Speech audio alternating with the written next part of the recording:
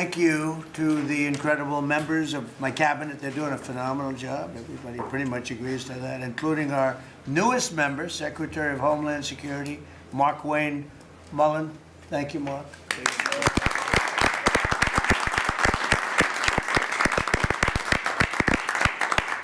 And we all know him very well, and he was a very popular senator, a very effective senator. Effective probably being the more important word, JD, don't you think? Yes, sir. And we wish you a lot of luck. Thank you. I think you do fantastically well. Congratulations to you. You have an amazing family that were here yesterday in the Oval, sworn in. His family's amazing, so thank you very much. We're now on day 41 of the disgraceful Democrat shutdown of Mark Wayne's department. Congratulations. We came into a department that's shut down by the radical Democrats. Right?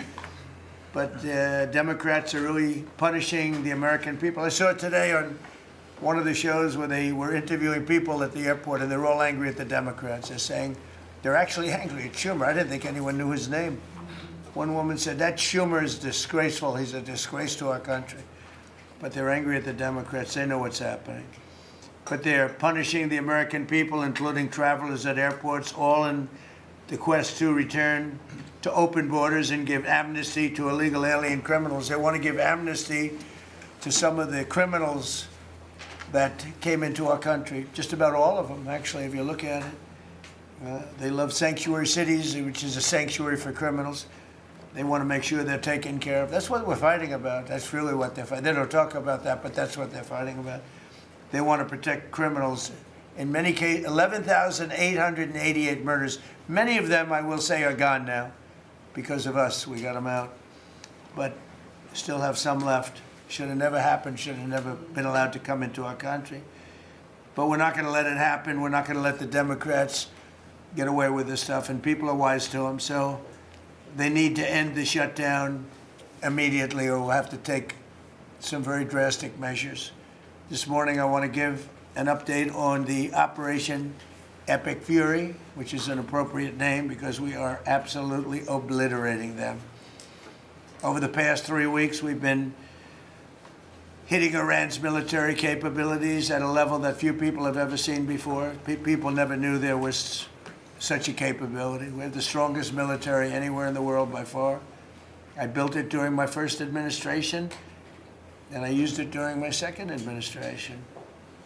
Unfortunately, because I'd rather not have to use it. But it's a display of force and precision and skill like nothing the world has really witnessed, although you got a pretty good witnessing of it in Venezuela also. And that was a smaller version of what we're doing now. We're crushing their missiles and drone stockpiles, destroying their defense industrial base. We've wiped out their Navy completely, their Air Force completely. We've wiped out a large percentage of their missiles. And the missile launchers, without the launchers, the missiles don't do any good. And we've knocked out probably close to 90% of the launchers, probably more than 90% of the missiles themselves. Between some they fired and more than they fired, we knocked out. We've also destroyed a lot of the factories. We're continuing to do that, but a lot of the factories where they manufacture the drones and the missiles. The drones, too, are way down, but the reason they're down is they go one way and they don't come back, because for the most part, we're shooting them down. But we also are able to, we've really done tremendous damage to the places where they make them. And just so we set the record straight, because I've been watching the Wall Street Journal's fake news and all these stories that get printed like, oh, I want to make a deal. They are begging to make a deal, not me. They're begging to make a deal. And anybody that saw what was happening over there would understand why they want to make a deal. But they say, oh, we're not talking to them. Anybody would know that. And only a total fool. And they're not fools. They're very smart, actually, in a certain way. And they're great negotiators. I say they're lousy fighters, but they're great negotiators. They are begging to work out a deal. I don't know if we'll be able to do that. I don't know if we're willing to do that. They should have done that 4 weeks ago. They should have done it 2 years ago. Or they should have done it when we first came into office, because 2 years ago they had free reign under Biden. Sleepy Joe worst president in the history of our country, when he allowed to happen to our country at the borders, and even with a thing like this. But not just him. Every president for 47 years, every president should have done this. They should have done it a long time ago, because you cannot give lunatics a nuclear weapon, and they would have had a big one. It stopped really when we did the B-2, but even before that, the Barack Hussein Obama, what he did where he gave them the Iran nuclear deal, gave them free will toward a nuclear weapon. Basically, he chose Iran over Israel and others that didn't want him to do it. But I terminated that deal. Had I not terminated that deal, you would have had a nuclear weapon years ago, and it would have been used, guaranteed. And one of the reasons you know about the guarantee is because their neighbors were sort of like bystanders. They weren't involved very much. They didn't choose heavy sides. They didn't want to, because people were concerned with Iran. There was a big black cloud over the Middle East. They were concerned, but all of a sudden the war starts, and they start shooting at these five, in particular, 5 countries. They start shooting at Qatar, Saudi Arabia, UAE, Kuwait, Oman. They start shooting at them, and everybody was shocked, including us. You know why? Because they're sick, and they had a plan to take over the Middle East. And some of those missiles that were shot at them were locked long before we even started this process. They were locked and loaded and aimed at those countries. They wanted to take over the Middle East, but we happened to come along, so it wasn't so easy. So right now their navy is sunk in the largest elimination of a foreign navy that has taken place, maybe ever, but certainly since World War II. Their Air Force is gone. Their anti-aircraft and communications capabilities are totally dismantled. And one of the problems they do have when they deal with us is we deal with people, and the people aren't able to communicate with anybody else. So, you know, because all of their leadership has been gone. The first level is gone, and they met to pick a new level, and they're gone. They're all gone because they didn't make a deal, and because they're sick people. They're really sick. They're really sinister, sick people.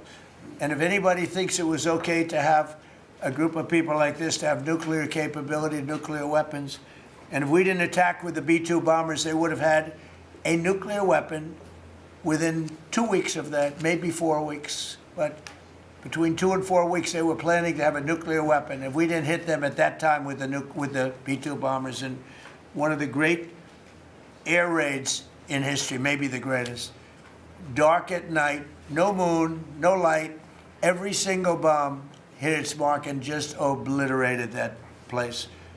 So it's now buried deep under earth. And it was an amazing thing, but they would have a nuclear, and they would have used it without question. And you know that because why did they shoot all these countries that weren't even really involved with them? They weren't involved. They had no big problems because they're sick, because they want to take over the Middle East, not just Israel.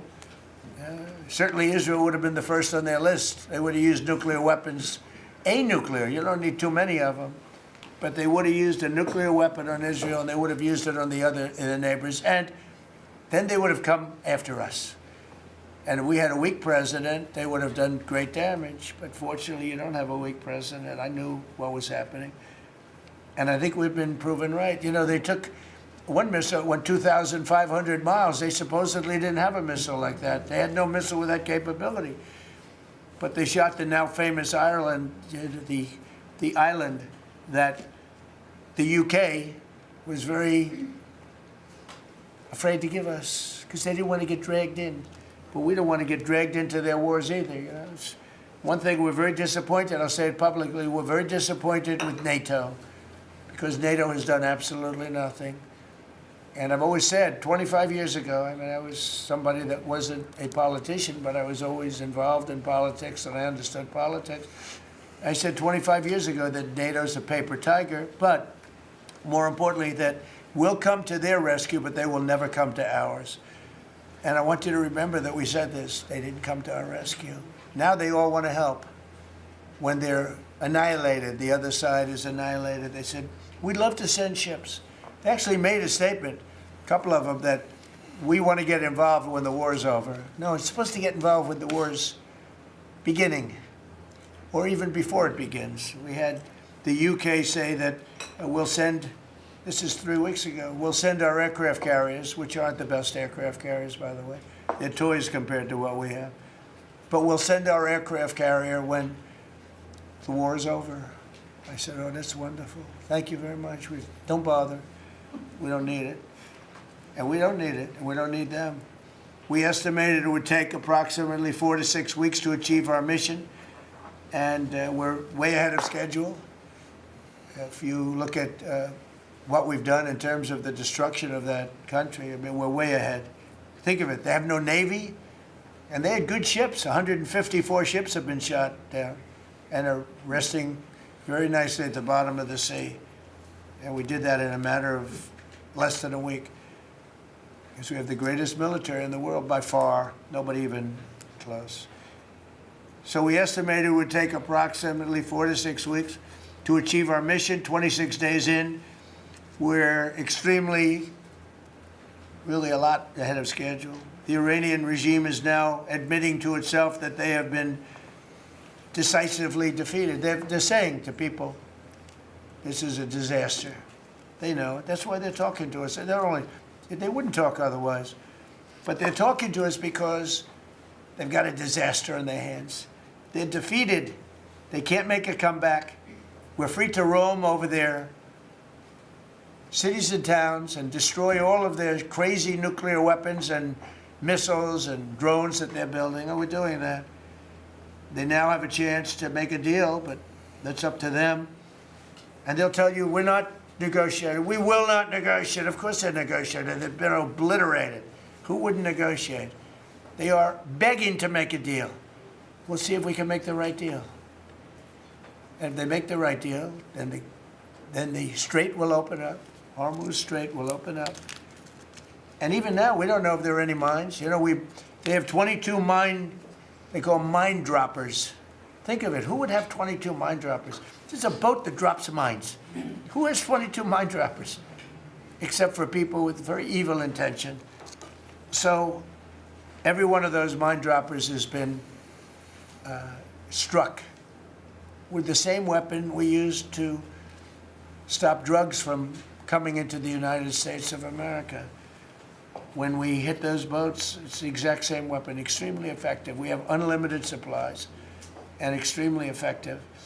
But they have no more mine droppers. By the way, speaking of drugs, we're 98% down drugs coming in by water, by the ocean, by the sea. 98%. And we're trying to find out who are the 2% because we think they're the bravest men anywhere in the world. Maybe women. But whoever's on those boats is very brave or doesn't watch television. But where drugs coming in by sea, coming in by water, are 98% down. And now we'll stop the drugs coming in by land. The land is the easy one. You had to stop the water. A lot of it came in through water. Now it's all pinched. And these people are trying to come in by land. And we will, that's the easy one. But we had to take care of the water first. Nobody's coming in. Virtually nothing is coming in anymore. It was hundreds of millions of dollars a week were coming in by water. But they now have the chance, that is Iran, to permanently abandon their nuclear ambitions and to chart a new path forward. We'll see if they want to do it. If they don't, we're their worst nightmare. In the meantime, we'll just keep blowing them away, unimpeded, unstopped. Well, there's not a thing they can do about it. They can't do anything about it, you know. I tell you, if they could, you'd be hearing about it. You'd be hearing about it. You don't hear anything about it. They can't shoot our jets. We have the best military equipment in the world. No, not even a contest. And you see that with Venezuela. They had other equipment. They didn't have ours. It didn't work. Didn't work. Think of it. We did the situation in Venezuela. It was a great military operation, getting a very, very dangerous man who's killed a lot of people, forced people into our country. Incredible. He emptied his prisons in Venezuela, emptied his prisons into our country, and I hope that charge will be brought at some point, because that was a big charge that hasn't been brought yet. It should be brought. He emptied his prisons into our country, and was a major purveyor of drugs coming into our country. And he's now been captured and, I guess be given a fair trial. But I would imagine there are other trials coming because they've really sued him just in a fraction of the kind of things that he's done. Other cases are going to be brought, as you probably know. In the meantime, with Iran, we're going to keep doing what we've been doing, and nobody's a match for the United States, but they're not a match for the United States. It's small potatoes. That's why I'm so disappointed in NATO, because this was a test for NATO. This was a test. You can help us. You don't have to, but if you don't if you don't do that, we're going to remember. Just remember this in a number of months from now. Remember my statements. They have an expression, a great expression, never forget. You can never forget. So as we end threats to America abroad, we're focused here at home on building the greatest economy in the history of the world. Now, before this started, the Dow hit 50,000. The S&P hit 7,000. Both of those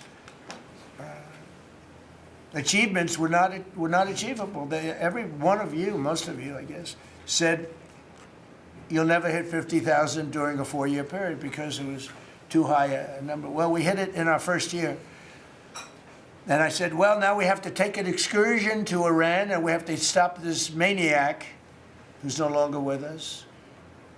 The supreme leader wasn't so supreme, no longer with us. It's very sad.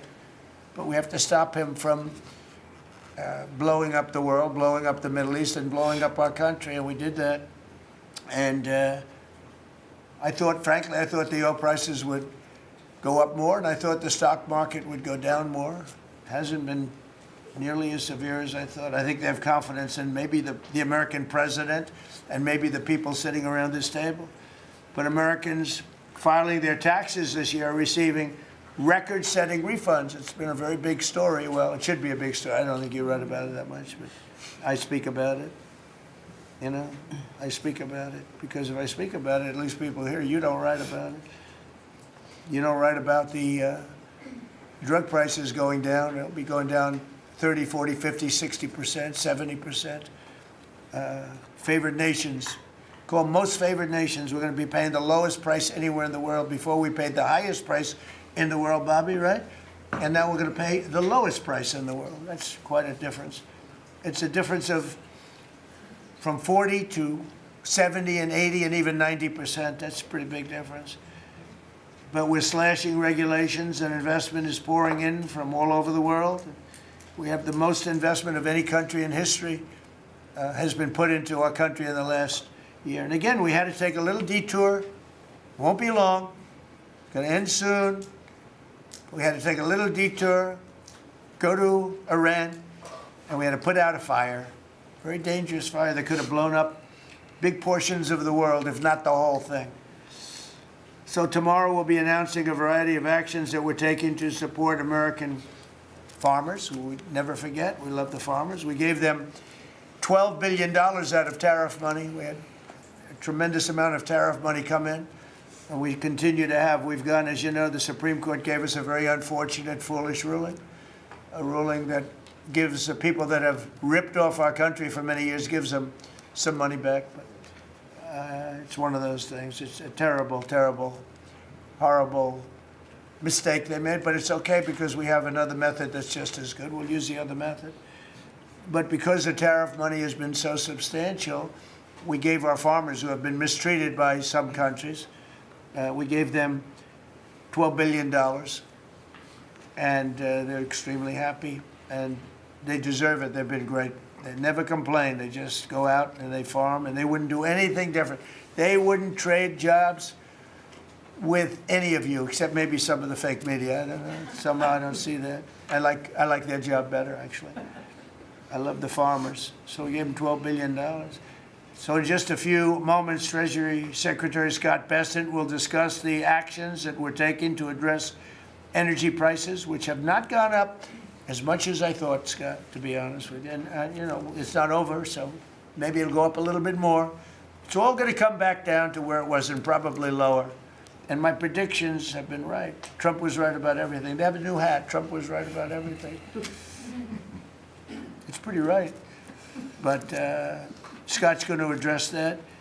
And I think before we go very much further, I want to ask Vice President J.D. Vance to say a few words about where we are with the situation he's involved with Steve and with Jared on negotiations. And then some of the others will speak. We'll have Marco say a few words. Pete Hegseth, who was born for this role. I mean, he's doing a great job. They gave him a hard time. And now people, I'll tell you, somebody came up to me yesterday, gave you a very hard time, said, you know, I made a mistake. Pete Hegseth is doing a good job. So when I tell you who, you're not even going to believe it. He said Hegseth. He gave you such a nasty hard time. But you're doing great. And then Steve is going to speak, and Scott will speak last. And if we have any questions, we'll take some questions. You may have questions. I doubt it, but you may have some. So, JD, please. Yes, sir. Well, thank you. It's good to see everybody. Proud to be part of this team. Proud to be serving the president of the country. Let me just say a couple things. The first of all is the president summarized this very ably. But look, the Iranian conventional military is effectively destroyed. They don't have a navy. They don't have the ability to hit us like they could have even a few weeks ago. And what that does is that gives us options, Mr. President. Now, there's been a lot of reporting about diplomatic options, about negotiations. There's, of course, Pete and his team. There are further military options. But what we have now that we didn't have when the president took over just a little over a year ago is the ability to use every tool at our disposal to ensure that Iran doesn't get a nuclear weapon. Because when I say options, I think it's important the American people know options for what? And it's options to ensure that Iran never has a nuclear weapon. You talk about people who walk into a crowded supermarket and have a vest on, and they blow up the vest and a couple of people get killed, and that's a terrible tragedy. What happens when what's on the vest is not something that can kill a couple of people, but can kill many, many tens of thousands of people? That is the most important American national security objective that exists for any administration at any time, is you don't want the worst people in the world to have a nuclear weapon. That's why the president is doing this. That's why the president cares so much about this particular issue. I'll let Steve talk a little bit about the details of the negotiation, but the last thing I'll say before I turn it over to Marco is I'm very mindful, of course, that we have a lot of folks overseas fighting very ably for the United States of America. I know Pete and the whole team, we're very proud of them, but they're fighting at a time where we are about to enter as Christians the most important week of the Christian calendar, the Holy Week that celebrates the return of Jesus Christ to Jerusalem. And so I want to say to all of my fellow American Christians, but particularly those serving in the Gulf, that I wish you all a very blessed Easter, a very blessed Holy Week, and we continue to stand behind you and continue to support you every step of the way. Thank you, sir. Thank you very much. Marco? The most important job any president has is to keep the American people safe. And every president says it, but we have a president that means it and does something about it. As the president outlined very clearly to the world on the night this operation began, Iran has been at war with the United States for 47 years. For 47 years, Iran has been killing Americans and attacking Americans across this planet. And other presidents had an opportunity to do something about it. And they all warned about how Iran was dangerous, but they refused to act. And this president's not someone that's going to refuse to act. He's not going to leave a danger like this in place. He's going to address it, and that is what he is doing. From the very first night of this operation, the president made it very clear. People like this, and now what I'm talking about is not the people of Iran. The people that run this country are radical Shia clerics. These are religious fanatics. Look what they are doing now. At their weakest point, this is the weakest Iran has ever been, and look at what they're doing. They're attacking embassies. They're attacking hotels. Imagine what these people would do if they had a nuclear weapon. That is an unacceptable risk for the world. By the way, the president's not just doing a favor to the United States and to our people. This is for the world. He defined very clearly on the first night of this operation what the goal was. We were going to destroy Iran's navy, and that is happening. We were going to, if it hasn't already happened, I'll let Pete speak to the specifics of it. We were going to destroy their missile launching capabilities. We're well on our way to achieving that goal. We were going to destroy the factories so they couldn't make more missiles and more drones, and that is moving forward. Every single objective the president clearly laid out on the first night of this operation is being effectuated. Again, Pete will speak to the specifics of it. This has been an incredibly successful operation. Every day, it may not get covered because, we're unlike them. We're not bombing embassies and hotels. We're hitting military targets. But every day, the Department of War lets the drummer get wicked over every portion of Iran that has these military capabilities, and the results are going to bear fruit for the world. The world is going to be a safer and a better place when President Trump's mission here is achieved. And frankly, I think countries around the world, even those that are out there complaining about this a little bit, should actually be grateful that the United States has a president that's willing to confront a threat like this and not allow it to continue to persist. Because these people will kill as many Americans as they have a chance to do, and if they have a nuclear weapon, as the Vice President pointed out, they could kill millions of Americans in the future, and that is a risk that was not going to continue to exist as long as we had this president. Thank you, Marco. It's very interesting because yesterday I was watching, is it Anthony Blinken? And he was saying that they should have done it. But they didn't do it. Nobody did it. Nobody did it. For 47 years, Marco, that's the number, 47. I guess now it's 48, because we've been saying 47 for a long time. It's probably 48. But for 47, 48 years, every president should have done this. And some are saying now that they made a big mistake in not doing it, but we're taking care of business. Steve Witkoff, please. Mr. President, it is my distinct honor to be a member of your cabinet and to report to you and your team on our negotiations with Iran. Mr. President, you directed Jared and I to pursue a diplomatic resolution with Iran prior to Operation Epic Fury, which we did. However, it became quite clear during these meetings with the Iranian negotiating team that we could not make a deal that fulfilled your objectives of the following: no enrichment whatsoever, no chance of weaponizing whatsoever, decommissioning of Fordow, Natanz, and Esfahan, which you destroyed in Operation Midnight Hammer, no stockpiling of any material, which they flagrantly violated, turning all enriched material over to us, and a cutback in Iran's missile inventory and range capability of those same missiles.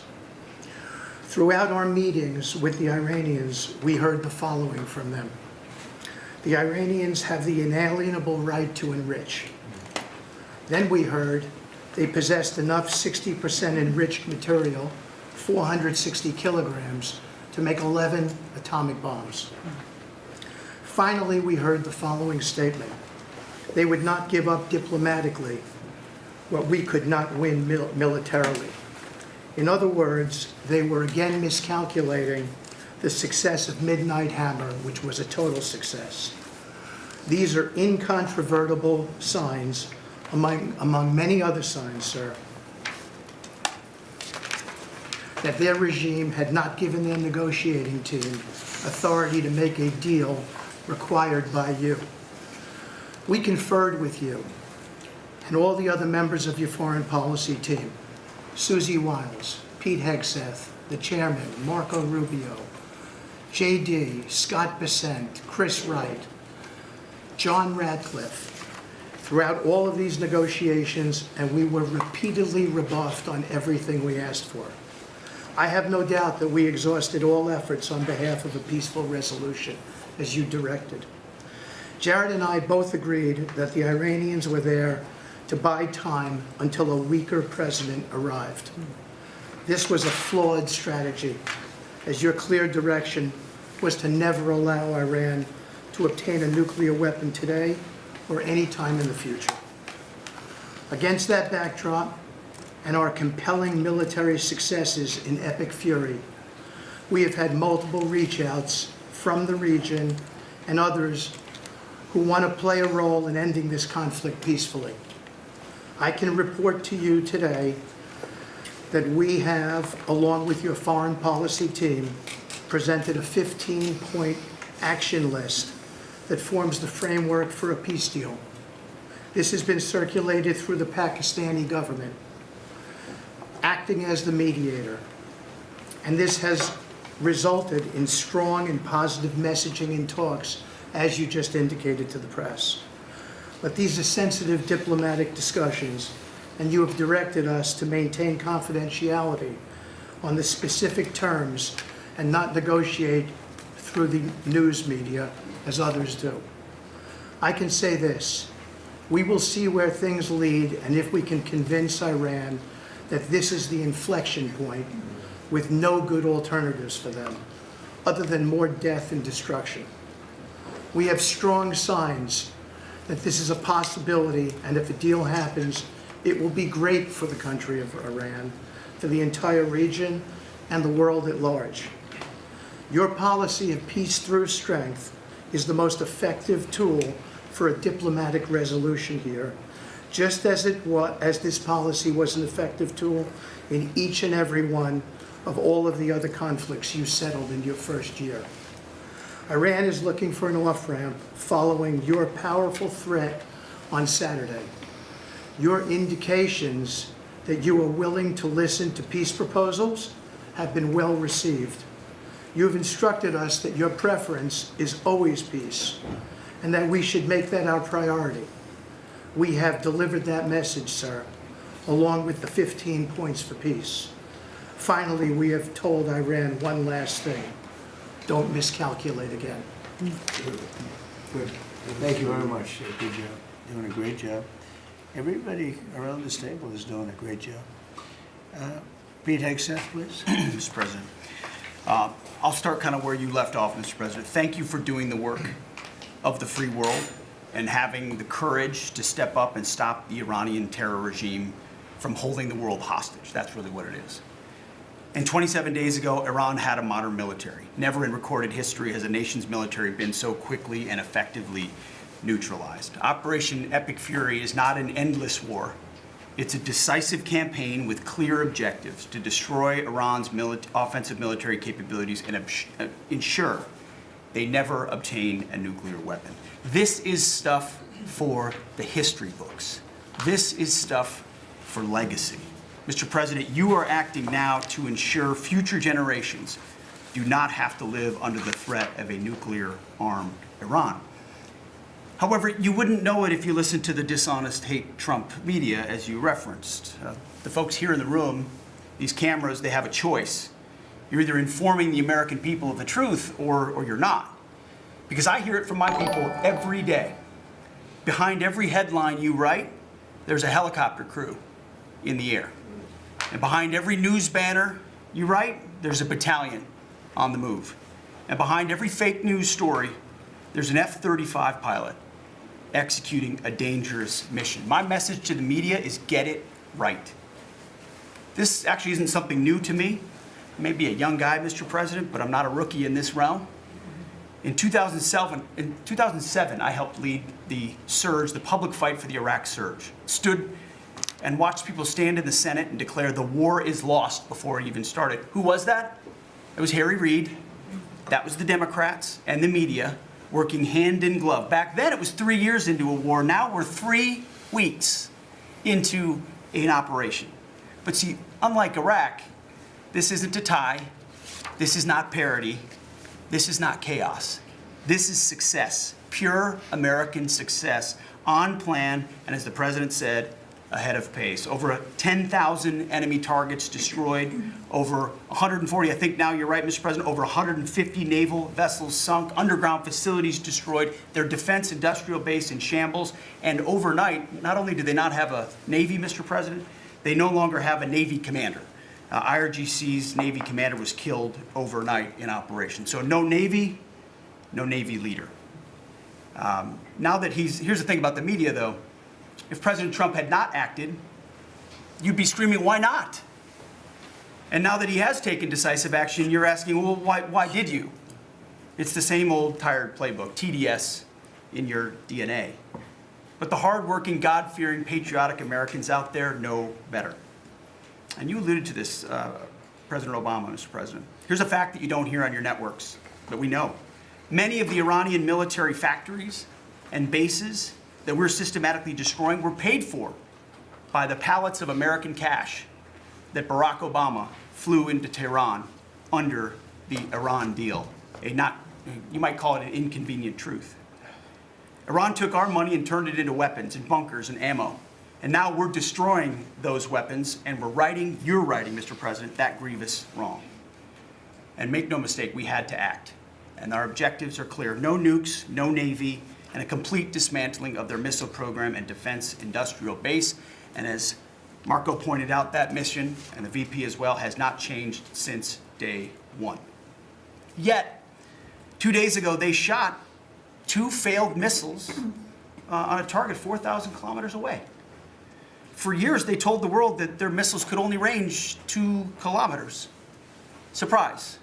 Yet again, Iran lied. And to the world, I say London is 4,000 kilometers from Iran.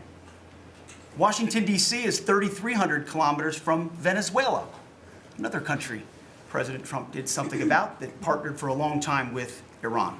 So you're telling us that Iran is not a threat to the world or to the U.S. President Trump knows better. And here's what success actually looks like right now. You mentioned it, Mr. President. A-10 Warthogs, if you know them, you love them, and Apache helicopter gunships are flying strike missions inside Iranian airspace and throughout the Strait of Hormuz at will. See, you only send these slow, low-flying, close air support platforms when the enemy has no meaningful air defenses left. Their presence is proof that Iran's air defenses are gone. Their command and control is shattered, their top leaders hiding in underground bunkers, while their mid-level commanders are being crushed in the field. The morale of their fighters plummeting, and we see that disconnect daily. They're privately admitting, as you said, Mr. President, very heavy losses. We know that. President Trump has given us a clear mission. Our capabilities are only going up and Iran's are plummeting. We are here to win, and we're full speed ahead. So, Steve, we appreciate your efforts. We pray for a deal, and we welcome a deal, and we have the ultimate deal maker to make it happen. But in the meantime, as I said yesterday, the Department of War will continue negotiating with bombs. War is negotiation by other means. And finally, I want to thank our incredible troops, our pilots, crews, sailors, refuelers, air defenders, the absolute best of America, the real 1% of our country. This president, President Trump, has your back. And I know this cabinet prays for you every single day. And we ask the American people to do the same as they continue in this mission. God bless. Thank you. Thank you very much. It's great. I think before I ask Scott to say a couple of words, it would be great if people like the mayor of Chicago and the governor of Illinois would say, please come in and stop the crime. A beautiful young lady was killed the other day, and the father was a very good friend of Dan Scavino, and he took it very hard. Dan took it very hard, like the father, friends. They grew up together, and it's a young lady whose life would be saved if we did what we did as an example in Washington, D.C., which is now a safe city. All the time, people come up to me in the building, people that work here, they say, thank you so much. I know immediately what they're talking about. They're able to walk to work. They walk to work. You all walk to work. Some of you were mugged. I know you told me stories. Some of you were mugged. One person in particular was viciously mugged in the group right here. It's not happening anymore. You have a safe city. Louisiana, the governor of Louisiana called me, can you help me with New Orleans? They just had the Mardi Gras. He said it was the safest Mardi Gras we've ever had. Sounds terrible to say. No murders. You know, it sounds like, who would say this? No murders. But they always had murders. They had a lot of crime during Mardi Gras. He said virtually no crime. We had the troops down there. Memphis, Tennessee, I just got back. We were there. Crime is down 75%. In a short period of time, we're there 5 months. We could do that for Chicago. We could do that for New York. We could do that for L.A. And we could do that for, frankly, San Francisco. I know they have a mayor who's trying very hard. He's a Democrat, but he's trying very hard. But we can do it much more effectively because he can't do what we do. He can't take people out from the city and bring them to back to the country from where they came, where they were in prisons. They were allowed to go in prisons. They were drug dealers, the highest level drug dealers, murderers, 11,888 murders. We do things that they can't do. I had friends calling me up from San Francisco. Could you give him a chance? I said, absolutely. If you want him, we'll give him a chance. And he's trying. He's doing okay, but we could do much better. We could make it a lot safer than it is. San Francisco, a great city, was a great city, could quickly become a great city again. But, you know, they're going very slowly. I tell my friends, they're very substantial people. They're in a certain business where people have made a lot of money. I hope that lasts. But they have a tremendous potential. It was one of the greatest cities in the world. Now it's got a lot of crime. And the mayor is really trying. Again, a Democrat trying. And I spoke to him. He just wants to have a chance. And I said, we'll give you a chance. But we can solve it very quickly. This young lady would be around today if we were around, because we have nobody coming through our border. I mean, literally for 9 months, it's zero. It's hard to believe that that number can be possible, because millions of people came in through Biden. But nobody even tries. We don't have the caravans of thousands, 25, 30,000 people pouring into our border. They come up in caravans. We don't have caravans anymore. There's no such thing anymore. There's a name that I think I developed, but somebody developed it, but I think it was me. I thought it was an appropriate name. Thousands of people would come up and just barge into our country, totally unchecked, totally unvetted. And this man came in, Dan, right? And he came in through the ridiculous open border of Biden. If we were there, the election was rigged. What are you going to do? Came back, big comeback. But if we were there, we wouldn't have had people coming through. It's amazing. You know, it's so easy now because everyone knows they're not getting through. We don't have any caravans. Once they know that, when it was easy to come through. When I heard that they had an open border policy, I said, boy, this is going to be, I couldn't believe it. But when it was actually, you know, it dawned on me because I had built 1,000 miles of wall, and we were finishing up some, and he didn't want to finish it up. I said, they really do want to have an open border. And we got it finished. But that young lady would be alive today. And she'd be alive for another reason, because we would have the National Guard in Chicago and in New York and in other places. And they love doing it. It's like training, to be honest. It's actually training. I never want to take them out of D.C. I mean, maybe somebody later on will do it, but I never want to take. You know, the people, they look, they say, we feel so good, we feel so safe. We see these beautiful, strong people, and they're so nice. They help. They open the doors for people. They carry bags. They pick up paper when they see paper on the ground. I looked at D.C. last night. I drove to make a speech, and I drove through, and I said, take me this way, take me that way. The city's clean. The fences are down. You don't have homeless all over your parks. I mean, we had parks. There was no room for anything else other than homeless. It's all clean and nice. And it'll be even more beautiful in a year from now. And we have some projects that are great. This ballroom is going to be something that's so beautiful for the city, so desperately needed by presidents. I mean, now it's no secret the military wanted it more than anybody. It was supposed to be secret, but it became unsecret because of people that are really unpatriotic saying things. But doesn't matter. Doesn't matter. It's going to be great. We're building an arc, a triumphal arc, which will be incredible for the city. Incredible. We're fixing up what was the Kennedy Center. You know, I was honored when the board changed the name a little bit. Actually, it shows that the Republican and the Democrats, they work together. It's really something we work together. So I think it's a great symbol, actually. But we're doing a lot of work. That building is ready to fall down. It's in terrible shape. We're closing it. We're going to open it with a bang in less than 2 years. It'll come in under budget, ahead of schedule. That's what I do. It won't be like the Federal Reserve that's costing $4 billion or something thereabouts. Think of it, $4 billion. You know, it's amazing. I said to the group before, I said, everything I do, I get sued. I build under budget, ahead of schedule. I get sued over a ballroom that's going to be the most beautiful ballroom in the country, so desperately needed. You won't have to have tents sitting on the wet White House lawn. If it rains, you get wiped out, to honor the president of China or the president of France or the president of somewhere. You could have the greatest, we get sued by the National Trust for Historic Preservation.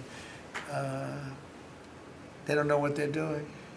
Then I just found out we got sued by that group and another group, I guess, on the fixing up of, again, I'll use the old name, Kennedy Center, because they're not fixing up Trump Kennedy.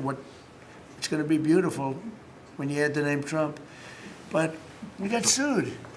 And all I'm doing is fixing it up. We're fixing broken marble. We're putting on a roof because it leaks like a sieve. We're fixing steel that's broken. It's the same building, same exact building. We're fixing it. It's going to be beautiful. It's going to be so beautiful and safe. It's actually unsafe. You had some of those columns on the outside that were painted a fake gold. Now we painted them a beautiful white color, beautiful cream white. It's beautiful. Everyone said it's so much more beautiful now. Instead of a cheap, you can't imitate gold. See, I'm a gold person. It's all real stuff. You can't imitate it. Someday they'll discover a paint that will look like gold, and the guy's going to be the richest man in the world. But you can't imitate real gold. It just doesn't. That's 24 karat, which is what this building deserves. But think of it.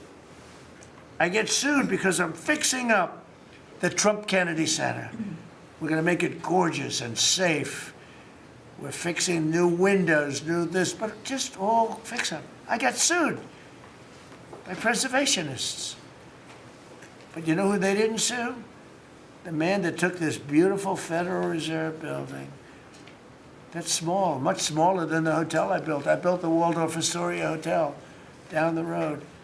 And it was a beautiful job for $201 million. It's bigger, I think, than the Federal Reserve building. And it's got rooms and bathrooms, and it's not like just an open office space, which is much cheaper to build. Think of this. I hear he's going to be over $4 billion for a little building. He doesn't get sued by anybody but me. I sue because it's either somebody's very crooked, which has to be, because what happened to all that money? You can't sue. I would have done that building for $25 million. It's going to cost maybe $4 billion, and we have a great new person coming in to take over the Fed. And Kevin may not ever have an office, because I don't know if they're going to be able to build. I passed that building the other day. It's a see-through. You know what see-through means? There's no walls up. And they're going to spend. But the National Trust for Historic Preservation, which is a joke, by the way, they didn't sue that building. They didn't sue anybody. But they sued me, and I build. And by the way, my buildings, it's all donations. Rich people and people are putting up the money. Zero taxpayer dollars. Is that right, Scott? Yes, zero taxpayer dollars. This stuff is all done for free, and I get sued. This could only happen to Trump. But they don't sue the guy whose interest rates are too high. That's why we call him Too Late. His name is Jerome Powell. We call him Jerome Too Late Powell. And done a terrible job. He suffers from Trump derangement syndrome, as he probably should, because I hit him pretty hard. But so I don't blame him. But they don't sue a man who has taken this gorgeous building, ripped it down from the inside, taking ceilings that are as beautiful as you've ever seen, taking the ceilings down instead of leaving them, taking walls down that were 2 feet thick of solid concrete and plaster, replacing them with 6-inch walls with no insulation. I said, let me ask you, are you going to put insulation in? No, it's not in the budget. Oh. Insulation costs $5. Now you're going to hear the guy next door. If he's next door to me, I'll be able to hear his military plan. I'll know exactly. If Lutnick is in there, I'll say, oh, I know exactly what Lutnick's got planned. It's the craziest thing I've ever seen. They've ripped this gorgeous building apart, and you can never build it again. I could, but it costs a lot of money. But a normal person can never build. So you're going to have crummy little walls. a flat little ceiling eventually, but right now you don't have anything. And nobody sues this guy. And then when Jeanine Pirro, working with Pam and others, has the courage to sue to find out what happened to maybe $4 billion and a building that may never be occupied by Kevin Warsh. He may never get there. We're going to have to find him some space in the White House. We'll put him in the basement of the ballroom. But when, now think of it, when Jeanine Pirro and Pam and the group, when they bring a suit, it's like, oh, this terrible thing. And then we have a judge that attacks us. So we've got to get our priorities straight, you know. It's a very sad thing that's happened with the Fed. And then just one other thing very quickly, you have Gavin Newsom in California Railroad. That's 100 times over budget. It's out of control. It was supposed to go from the middle of San Francisco to the middle of LA. Well, now it stops way short of both. It now goes into areas that nobody ever heard of. It's billions and billions of dollars over budget, years and years, maybe decades late. And that's why we have a country that has a lot of problems, you know. We have incompetent people. It's all people. Think of this, Federal Reserve, I would have had that building done for $25 million. I would have, if I did it, it was up to, somebody else would have done it for more. So maybe 50. But you could have done that building, if it was properly done and planned, you would have done that building for, I would have done it, for $25 million, and it would be better. It would be better. See this pen right here? This pen is an interesting example. It's the same thing. So this pen is very inexpensive, but it writes well. I like it. But I can't have the pen the way it was. You know what it is. I don't want to give too much publicity, but they do treat me well. Sharpie. So I came here, they have $1,000 pens. And you know, you hand pens out, you're signing and you hand them out, you're handing them to all these people. Sometimes you have 30, 40 people. And they were $1,000 a piece. Beautiful pen, ballpoint. 1,000, it was gold, silver, gorgeous. But I'm handing out to kids that don't even know what they're doing. What is this, Mommy? It's kids. They're getting a pen for $1,000. They have no idea what it is. And I feel guilty because I'm like, you know, I'm by nature, I don't, you know, it's the government. I love the government like I love myself economically. I want to save money. So I'm saying, this is crazy. And it had another problem. They didn't write well. So I take it out and I sign and there's no ink. And I got all you people looking and you say, there must be something wrong with Trump. And I'm signing and there's no ink in the pen and it costs $1,000. This one, I called the guy. I said, I'd like to use your pen, but I can't have a gray thing with a big S on it saying Sharpie. As I'm signing a $1 trillion airplane contract to buy brand new fighter jets, brand new B-2 bombers, of which we just ordered plenty. I can't do that with the press. Use your pen, but I like the pen the best, but I'll sign it. I could do like Biden did, you know? Give it to somebody else to sign, or an auto pen, or maybe sign it separately in another room, but I can't use your pen. He said, well, I can make it nicer. I said, what can you do? He said, I'll paint it black. I said, that's nice. And I can even paint the White House on it, sir, if you like, in gold. Almost real gold, not bad. And I can even do your signature, sir.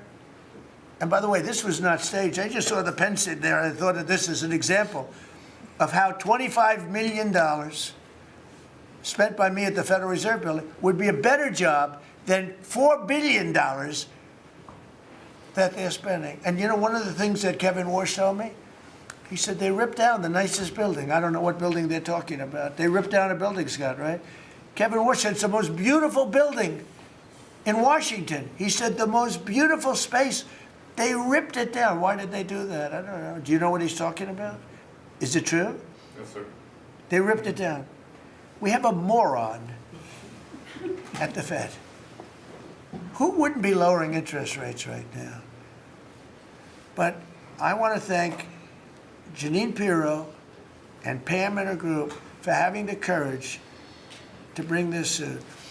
And I believe that the contractor on that job is probably one of the richest men in the country right now.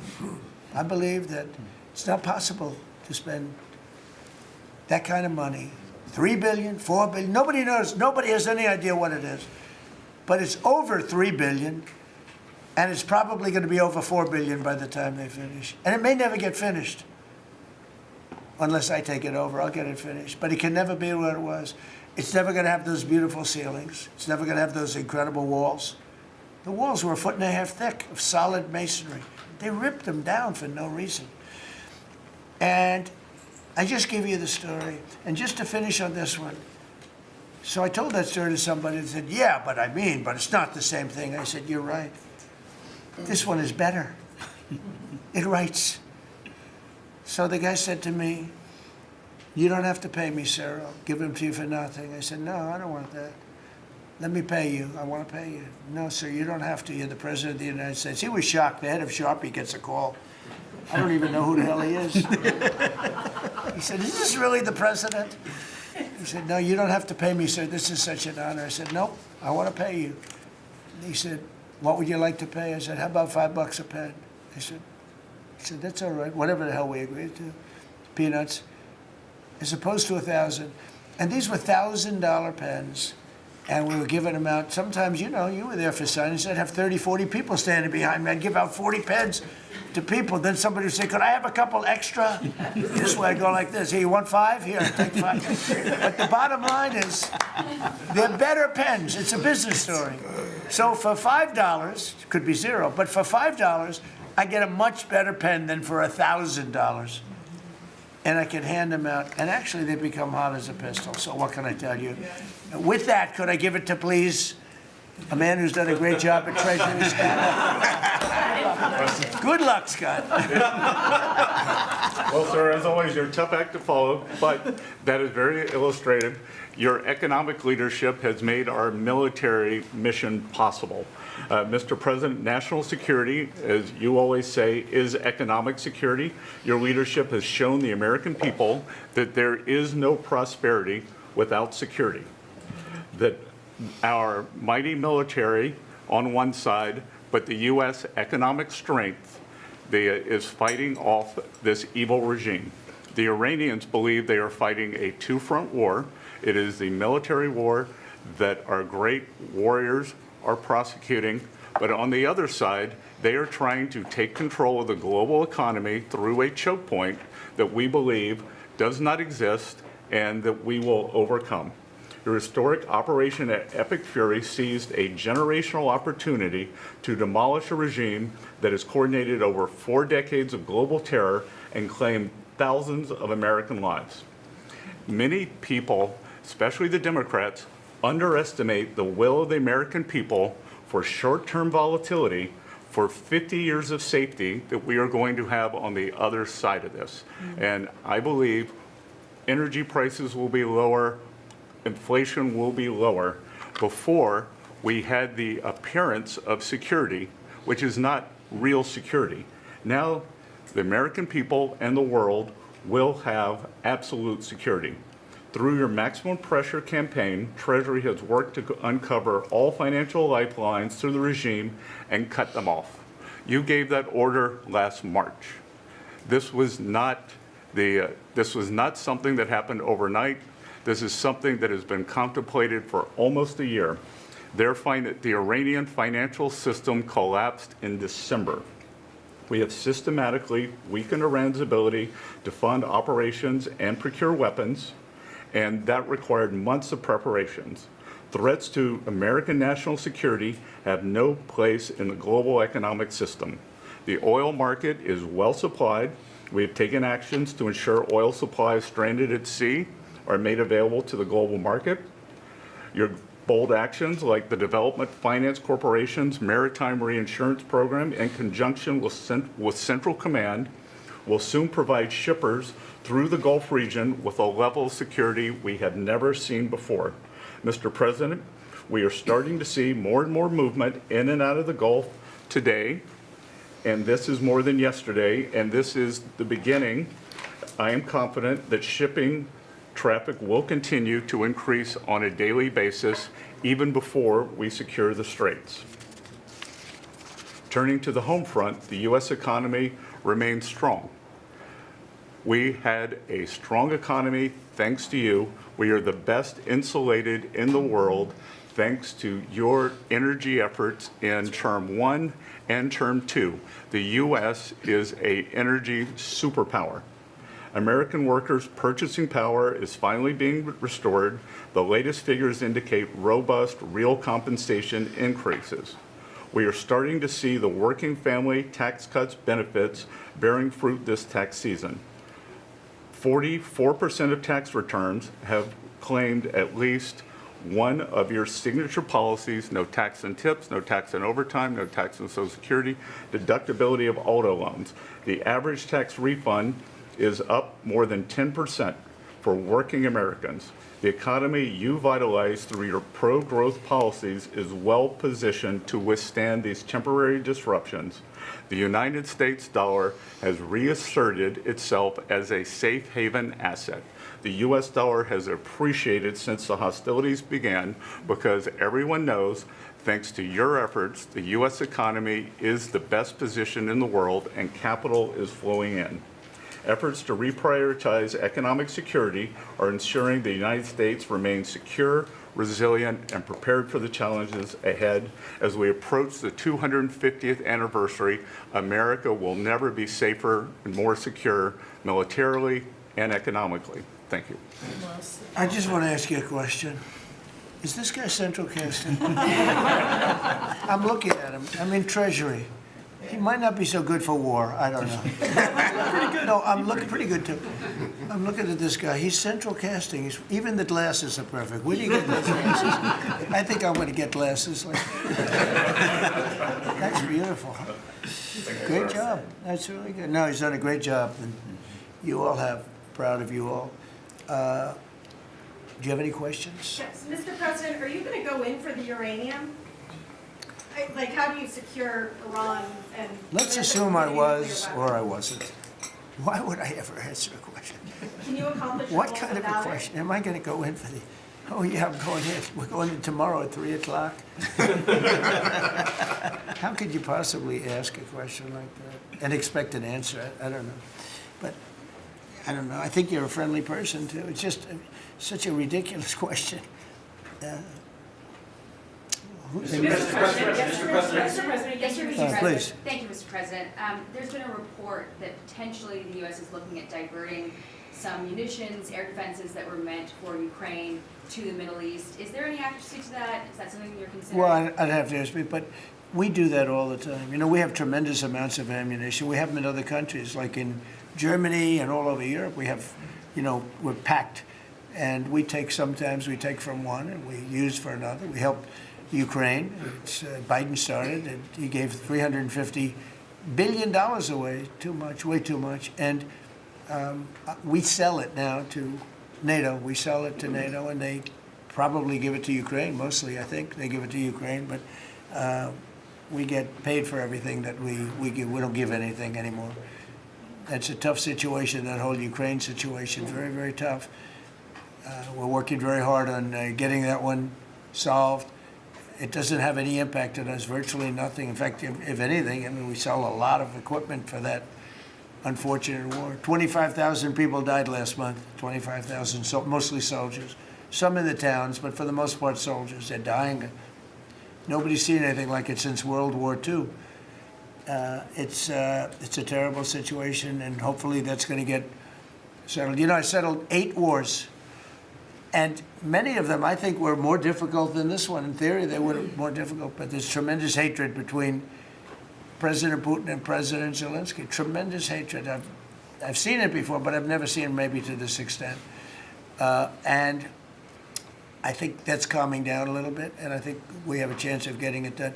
But it doesn't affect us thousands of miles away. That's why when I heard the head of Germany say, this is not our war, about Iran, I said, well, Ukraine's not our war. We helped, but Ukraine's not our war. I thought it was a very inappropriate statement to make, but he made it. You can't erase it, but he felt that way. I said, well, you know, Ukraine's not our war, and it's not, but I would like to see all those young people stop being killed. I mean, they're being killed. It's like a slaughterhouse. What's happening there is horrible. 25,000 on average. Last 2 months ago, it was 31,000 people died in 1 month, Marco, right? I said, it's getting crazy. It's getting worse. Think of it, 31,000 soldiers, both Russian and Ukraine, died 2 months ago, 25,000 last month. And if I can solve that, it would be a great honor to do it. I wish it could have gone faster. I solved other ones in 1 day that had been going for 32 years. We stopped one that was starting, it was already started, India and Pakistan, and the Prime Minister of Pakistan, a very fine gentleman, said President Trump solved something that was going to cost 10 million lives. That was going to cost a lot of lives, 2 nuclear nations. And those were complicated, but we got them done quickly. This one is, it's a shame. And the only reason I'm doing it, frankly, is because I want to stop death. I want to stop the death from happening. I think I'm going to go with a man that I've missed, Brian. I haven't seen you in a long time. I miss you. He's been in a very strange location. I don't know. He's had a strange thing happen. But anyway, go ahead, Brian. Well, good to see you too. Actually, good to see the entire cabinet here. Good to see you too. You talked about gas prices coming down. Yeah. Obviously, they will. But would you ever consider suspending the federal gas tax in order to kind of temporarily alleviate some? Well, some people should do that. As an example, in California, every time prices go down, his prices go up because the gas tax is bigger than the tax itself, bigger than the product itself.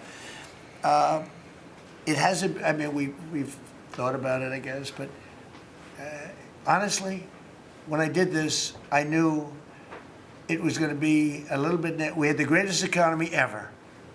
We had the greatest stock market in history. I said, we're going to take a little bit of a hit, a short-term hit. It's going to end up going much higher than it was, in my opinion. I said we're going to have a great stock market. Nobody thought we could get to 50,000 or 7,000 in the respective indices. Nobody thought that was going to happen, but it did in the first year. They said it couldn't happen in 4 years, that you wouldn't hit 50 in 4 years, but you could maybe get close. We hit it in the first year. And I said, this is a good time to solve a problem that you had to solve. And that's what I did. But the gas tax, people have talked about it. It's something we have in our pocket if we think it's necessary. And if I can follow real quickly, you just recently took off, Secretary Duffy, 17,000 truckers off the road that quite frankly could not speak English, which is a safety issue. Yeah. Could we ever extend that to Uber drivers, Lyft drivers, cab drivers, for someone who takes a lot of Ubers? A lot of my drivers can't speak Oh, English. well, that's not good. I didn't like that. Go ahead, John. So that's a really good point. The problem is that our states are the ones that issue these licenses. So with commercial driver's licenses, we do have some federal control. But again, we have thousands of people who can't speak the language, long-standing rule, and it's a safety issue, right? If you can't understand road signs, if you can't communicate with law enforcement when you're pulled over and communicate what's on your rig, huge problem. But the last administration, Mr. President, they let truck driving schools self-certify that they were qualified to train truck drivers. And so this is like the Leering Center. So you pay $800 and you get a certificate that you passed a CDL driving school. And again, they have no skills. They don't have the knowledge and they don't have the skills. They haven't gone through any of the testing. And then they get licenses and they're killing Americans on our roads. So it's remarkable, the rot that the last administration allowed to take place. We are ending that, and I need partnership with our states. Even California started to come on board. Even Gavin has started to play ball with us, which is surprising. Shocking. Not all the way, a little bit of ball. Mr. President, yes. It's interesting because I just saw something that the nursing home business and the daycare centers in particular, they went out and inspected them in Minnesota, and they didn't exist. They're knocking on the door. He happens to be a young man, Nick, nice young man. He's done a very good job. They're knocking on doors. It's like homes, and they're getting hundreds of thousands of that. They didn't exist, and in California it's worse. It's even worse. And I spoke with Russell Vogt. I said, Russell, don't send them any money. He said, but we have a court order that we have to. Can you believe it? A judge. The judges are really hurting this country. Our judges, Justice Roberts doesn't like when I say it, but the judges are really hurting this country. And frankly, the justices, the Supreme Court, has really hurt our country too. Mr. President, do you have a new deadline, given that there are some talks now? Do you have a new deadline before taking? No, I'll announce it. I mean, right now, you're talking about a deadline for doing some pretty big damage, even bigger than we've done. We'll see. Look, we have very substantial talks going on with respect to Iran, with the right people. You know, I told you about a present, right? Steve, can I reveal the present? You can do anything you want. Thank you. They said to show you the fact that we're real and solid and we're there, we're going to let you have 8 boats of oil, 8 boats, 8 big boats of oil. This was 2 days ago. And they'll sail up tomorrow. That was 3 days ago. And I didn't think much about it. And then I watched the news and they said, a very good anchor actually, happened to be Fox, but I watched it and he said, something's unusual happening. There are 8 boats that are going right up the middle of the Hormuz Strait. 8 big tankers are going loaded up with oil right through. And I said, well, I guess they were right, and they were real. And I think they were Pakistani flagged. Yes. And I said, well, I guess we're dealing with the right people. And actually, they then apologized for something they said, and they said, we're going to send 2 more boats.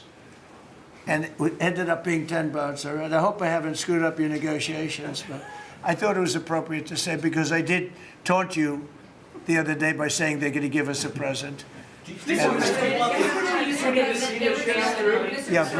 illegal immigrants who were arrested at San Francisco airport for ignoring deportation orders. At the same time, as you highlighted, really great reception from American travelers for ICE agents. Is there a PR aspect of this that can allow future deportations to go on with less protesting, less outrage? Yeah, it's amazing, because by putting ICE there, look, the press was very unfair to ICE, so was everyone else. These are great American patriots. They have a tough job. They have to find murderers and take them out of our country. I wouldn't want to do it. You wouldn't want to do it. Most people wouldn't want to do it.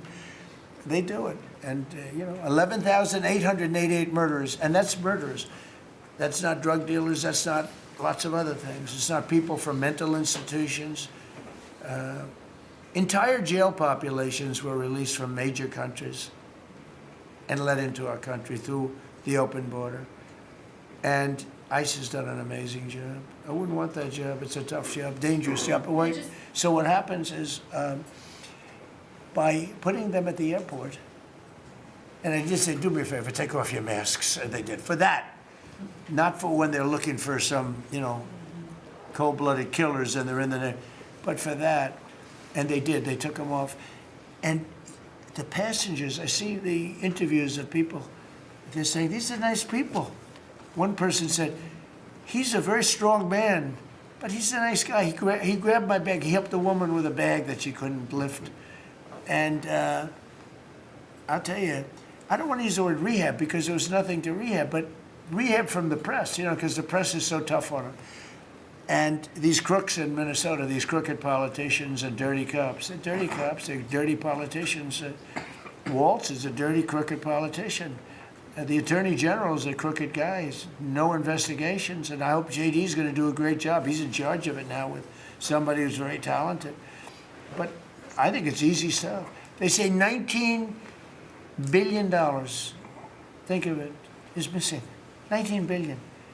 If we would solve half of the fraud problem, Pam, in this country, we would have more than a balanced budget. We'd have a surplus. And in the case of Minnesota, it's very Somalia-oriented. Think of it. These people come from a crooked country, disgusting country, one of the worst countries in the world. Acknowledged to be one of the worst countries in the world. Some people say it's the worst. They have no money, they have nothing. They come to our country, low IQs, and they rob us blind. Stupid people. And they rob us blind because we have crooked politicians and we have dirty cops. The Attorney General's a dirty cop. It's my opinion. It's only my opinion. And something should be done about him. Let's see what kind of a job he Mr. can President, do. yesterday you said that you hate Shouldn't mail-in Iran be ballots. able- Excuse me? Should Iran be able to charge a toll for the Strait of Hormuz? They're charging some vessels to go through. Oh, yeah. Well, should they be able to? I mean, they shouldn't be able to, but they're doing it a little bit. I don't look. Their capability is a lot less than it was 2 weeks ago, and with every week and every day, frankly, it gets less and less. All I can tell you is they're begging to make a deal. So let's see what happens. We may make Mr. a President, yesterday you said that you hate mail-in ballots. deal. Tell me about mail-in ballots. Go ahead. You mean I used a mail-in ballot? You probably said, yeah, I did. Why did you You know use what? that? Is Because there I'm no president of the United States, and because of the fact that I'm president of the United States, I did a mail-in ballot for elections that took place in Florida, because I felt I should be here instead of being in the beautiful sunshine But you taking. were in Palm Beach, sir, the last few weekends. That's right, and Could you have gone in I person? decided that I was going to vote by mail-in ballot because I couldn't be there, because I had a lot of different things. But you know, we have exceptions for mail-in ballots. You do know that, right? So if you're away, we have an exception. If you're in the military, we have an exception. If you're on a business trip, we have an exception. If you're disabled, we have an exception. And if you're ill, if you're not feeling good, whatever. So I was away, mostly in Washington, D.C., so I used a mail-in ballot. But I appreciate the question, because I know it was so well-meaning. Yeah. Mr. President, I actually just looked up the company that owns Sharpie, and they stock composited, after you mentioned it. Question on your end. By the way, they deserve it. Yeah, question on It's a your end. good product. So you gave a 5-day deadline. With oil tankers going through the Strait of Hormuz, is that a condition to move that 5-day deadline? Well, we don't want anything impeded. We want ships to go through. We don't know that they've dropped any mines, by the way, because we blew up all their mine droppers, right? We blew up every one of them. They're going to have to take them out on a rowboat or something. I don't know how the hell they get out there, but we don't really know. You might speak to it. We don't know. There could be a few of them out there, but that's a lot. You know, if you have $1 billion ship and you get hit by a mine, it's not the greatest thing in the world. So if you think, the problem with that, that's not like you've decimated a military. If you think there may be a mine, that's a bad thought, and it stops things up. How are we doing in that regard, Peter? Mr. President, you're right. We have so heavily degraded their coastal defense capabilities and their naval capabilities that any strategic or operational attempts to do those types of things are extremely limited. And we continue to move over the top of that. Now, whether Iran makes a wise choice or not to try to execute that is part of how this deal comes together. But with every passing day, the military pressure that we're putting on them lessens their ability to really hold that militarily at issue. I mean, the problem with the issue of the Hormuz Straits is this: we've decimated them as a military. No Air Force, no Navy, very few rockets left. We blew up so many. Hard to manufacture them. Same thing with drones. The leadership is gone. The problem with the Straits is this: let's say we do a great job. We say we got 99%. 1% is unacceptable, because 1% is a missile going into the hull of a ship that cost $1 billion, right? So 1% is we can't. If we do a 99% decimation, that's no good. So it's really, you know, a little bit. But I have a feeling it's going to clean up pretty quickly. I could just say this: they want to make, and I probably hurt our little negotiation. It gives them a little impetus to say, well, I wish you didn't say that. But they said yesterday that we weren't negotiating with them, and now they admit that we were negotiating with them. So they want to make a deal. The reason they want to make a deal is they have been just beat to shit. So the Are you president. thinking of taking control of Iran's oil? It's an option. I mean, I wouldn't talk about it, but it's an option. Is that something you thought about? Well, in Venezuela, we've done very well working with Venezuela, certainly. And we've taken in billions and billions of dollars. And by the way, Venezuela is doing better right now than they've ever done in the history of their country. And sort of like a joint venture. But the United States has made a lot of money, Marco, right? With it. Do you want to talk about that for a second? About Venezuela? Yeah. Yeah, I mean, I think Venezuela in the first 2 months of this year generated more revenue from oil sales than they had most of all of last year. But the money's not being stolen anymore, and it's being held in a U.S. Treasury blocked account.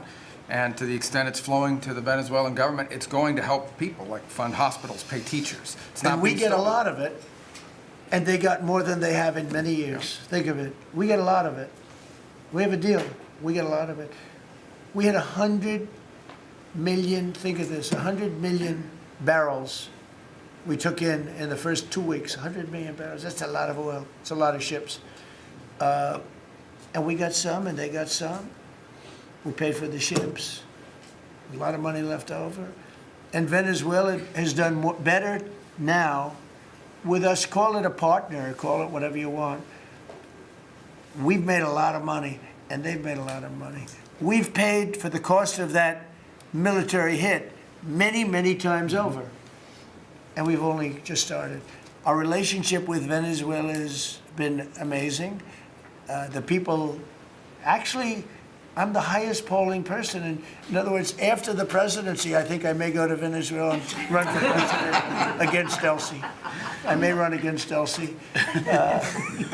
It's an option. No, they like me in Venezuela, but it's an option for me. It's a wonderful option. Yes. There's some reports that Gulf allies are concerned about winding down the war too soon and potentially leaving Iran. Well, they'd probably like us to stay, but the concern. if we don't stay, look, it's a beautiful thing about airplanes that go 2,000 miles an hour is you can get back there very quickly. If we don't stay, we're going to be protecting them. We know, they've been very good. Hey, Qatar, Saudi Arabia, in particular, Qatar, Saudi Arabia, UAE, the three of them, Kuwait, Bahrain, they've been 100%. Now, in all fairness, they could have gone the other way. They were surprisingly missiled. They were shot at. Nobody ever thought they'd be shot at. UAE had 1,400 missiles aimed at them. Fortunately, they had the greatest anti-missile weapon in history called the Patriot. Almost every single missile was shot down.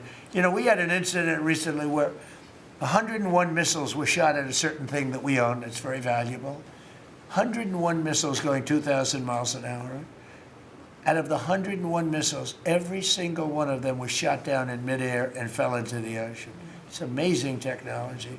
There's nobody has equipment like we have. Is it even possible while Iran still has that enriched uranium, is it even possible Well, to you're wind down? going to have to see, but, I think we're in just very good shape.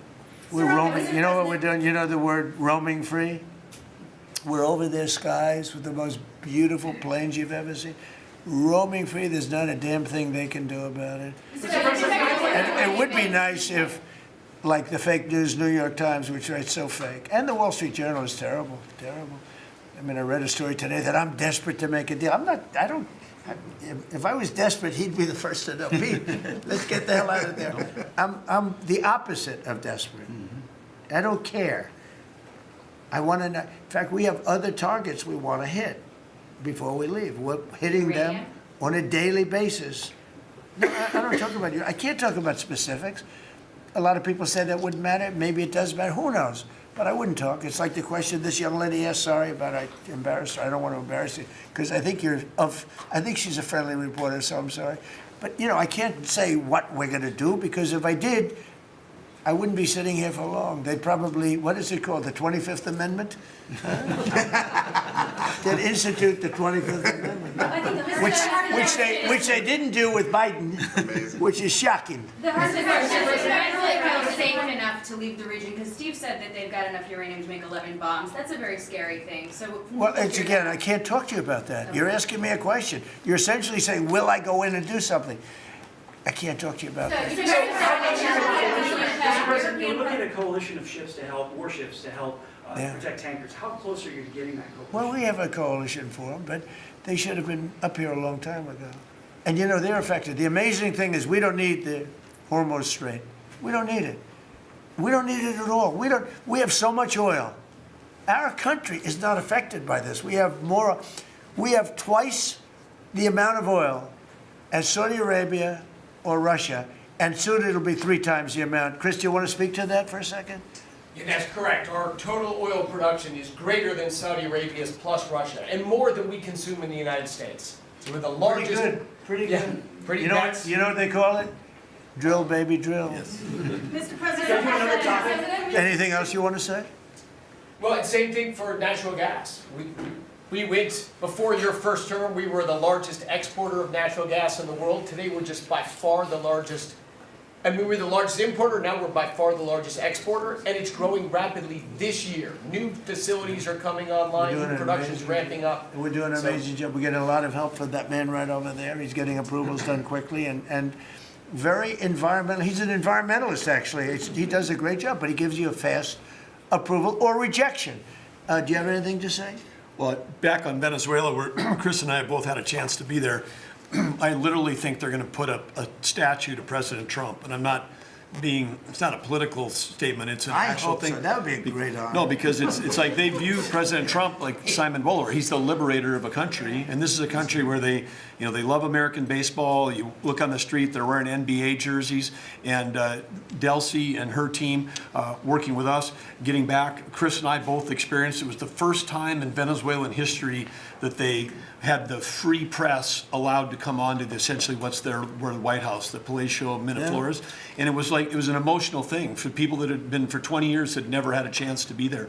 So whether it's and then production, it's showing up in production. The American companies that are coming back, most of those American companies have many American Venezuelan team members. One company in Houston's got 600 Venezuelan Americans that know more about reviving that industry. So their GDP is 1/4 of what it was before. They want to get back. They remember what it was. Their production on oil production is climbing towards 50% increase just in the 3 months we've been here. That flows to American refineries on the Gulf Coast, lowering the price of gas in America. So it's a Forget that. When are they going to do the statue?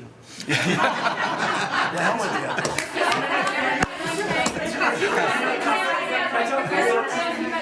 Thank you. You've been really honest about how disappointed you are in Sir Keir Starmer, particularly in relation to Iran. So I'm curious about your phone calls with him, how easy they might be. And also, were you surprised by Are we talking about Starmer? Yes. And are you surprised by how weak... I think he's a lovely man. I do. I think he's a lovely man. But I think he did something that was shocking. He didn't want to help us. And maybe in particular that country, we were the longest bond, the longest ally. Australia too. Australia was not great. I was a little surprised by Australia. I wouldn't say anybody was great other than the 5 countries in the Middle East. We never really had very much support. We spend trillions of dollars supporting countries, and this is Little League. This isn't the big league deal. This is sort of Little League pool for us. This was look, we decimated them in a period of a week. In the first week it was over. In the first few days it was over. I think the Navy took us 3 days to essentially annihilate that. They weren't there. So if there's ever a big one, which I hope there's not, but if there's ever a big one, I don't think they're going to be there. And that's not fair, and we have to remember that as a country, because we spend trillions of dollars protecting Europe, protecting the countries of NATO. They weren't there for us. For small time.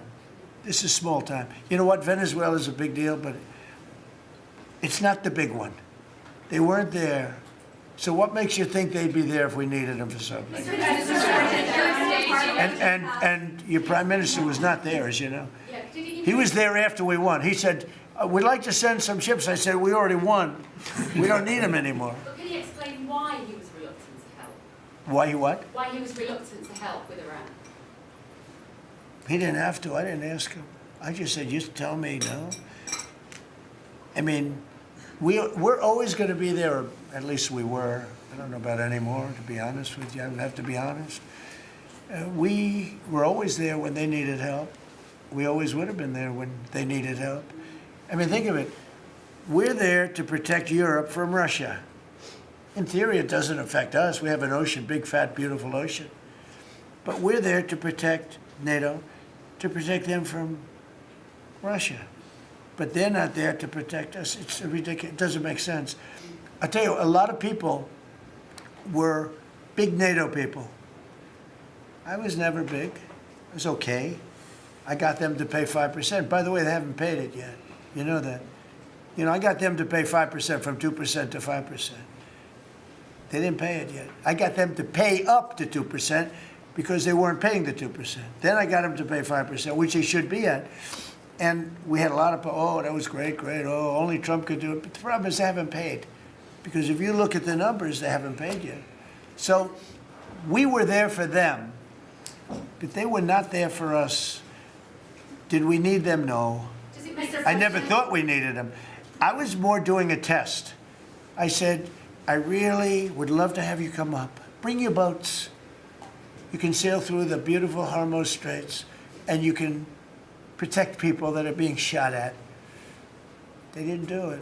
And that's small potatoes. Do you understand what I'm saying? Yeah, I do. Go ahead. I was just going to say, does it affect the state visit with the King that you're going to have in April? Are you looking forward to that? With the king? With the King No. coming here? No, he's a friend of mine. He's a great gentleman. As you know, he honored me and our country. He really honored our country. But we had an amazing time. I've known him as Prince Charles. I know him as King Charles. I'm proud of him. He's fighting a tough battle. He's tough. I think he's a fantastic. It has nothing to do with that. It's different. But he's gonna be here very soon, as you know. We're gonna have a state dinner. It's gonna be great.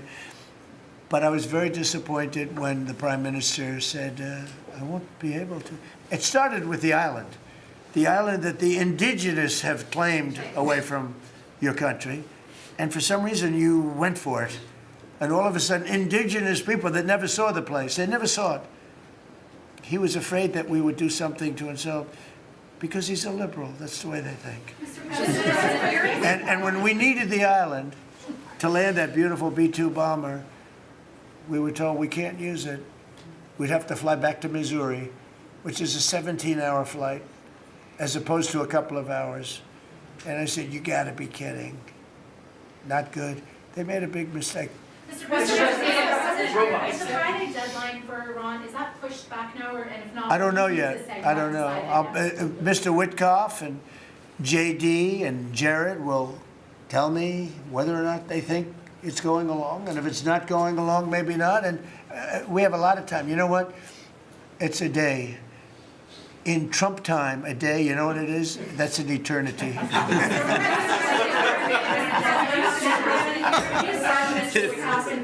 Say it, what? European Parliament just passed a major deportation plan. Some of the tenets of it are that member states can deport rejected asylum seekers to third countries regardless of whether they have a connection to it. It allows for detention periods of up to 2 years and also offshore return hubs or detention centers similar to ours. Who did this? Which country? European Parliament, and the vote was not close. It was 389 in Good. favor to 208 against. I'd vote. So I'd vote with them. Yeah. Europe is where you are now. Do you think that will move the needle with Democrats? I don't care about the Democrats. The Democrats hate our country. The Democrats are in chaos right now, and they have no common sense. You know, they have one quality that's amazing. They stick together. And it's harder because they stick together in a ridiculous policy like men playing in women's sports, open borders for everybody, including murderers and anybody else that want it. We're open to you. Come in, murderers. You know why they do that? They do that for a couple of reasons, but they do it for votes because they think they're going to vote for the Democrats. Even though I did great with the Hispanic vote, tremendous with the Hispanic vote. You know, I turned that whole thing around. The Hispanics like me, and I like them. And you know, it's interesting with the Hispanics. When I built the wall, everybody said, oh, that's going to ruin us for the Hispanic. It was just the opposite. They know all about immigration, and they know all about death and crime, and they're smart people, and they have common sense. They wanted to be protected from the people that were coming into our country.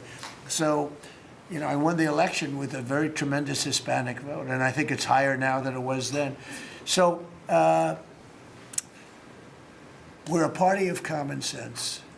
The Democrats are a party of insanity. They're a party that will destroy our country. If I didn't win this election, I believe our country would have been destroyed by now. 1 year, that's all it would have taken. If you had Kamala or Sleepy Joe, either one, it wouldn't have mattered. They're the same thing. Two sleepy people, two stupid people. I believe, and by the way, Gavin Newsom, who is one of the candidates, I believe he took himself out of the running when he says he suffers from mental disability. And a reporter said it was terrible that I talked that way about somebody with mental disability. I said, I have no problem with it, but I don't want a person with mental disability to be my president. I mean, you don't want to have a person with mental disability being your president. And Gavin Newsom said that he can't read a speech. He can't do almost anything. And then he said he's as dumb as all the people in the room. And he got accused of being a racist, which was an amazing say. I thought it was the worst interview I've ever seen anybody give. He's actually a very stupid person. So I believe he's out of the running. I think that statement, that interview, he admitted that he's a stupid person. I don't want a stupid person being president. You know, I'll say it right now. I say it because no press never reports it. I'm the only president that ever took a cognitive test. I took it 3 times. It's actually a very hard test for a lot of people. It wasn't hard for me. But it's a cognitive test. It starts off with an easy question. And by the time you get to the middle, it gets tougher. By the time you get to the end, very few people can answer those questions. They get very tough, mathematical equations and things. I took it 3 times. I aced it all 3 times in front of numerous doctors that I have no idea who they are.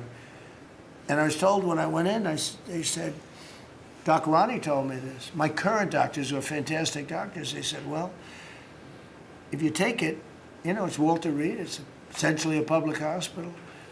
And if you do badly, it's probably going to get out. But I aced it. I got them all right. And one doctor said, I've never seen anybody get them all right. I've been doing the test for 20 years. I want people, I would love to see anybody that's a president or a vice president or anybody that has any chance of being a president, I would like to see them take a cognitive test.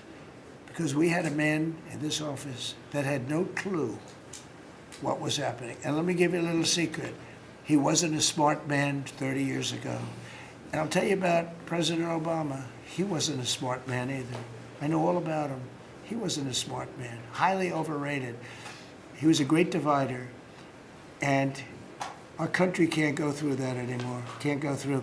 We have done an amazing job. I had to do a little stopover. I call it an excursion. I had to do a little stopover in Iran, and we had to knock the hell out of them because our country would not have been safe. The world wouldn't have been safe. I've done a great favor for the world. The world has not been reciprocal. Because when I told NATO, where we give billions and billions of dollars, trillions over the years, I said, do you mind coming up and giving us a little hand with the streets? Send up some. They didn't want to get involved. And I believe that's going to cost them dearly. Thank you very much, everybody. Thank you. Thank you very much.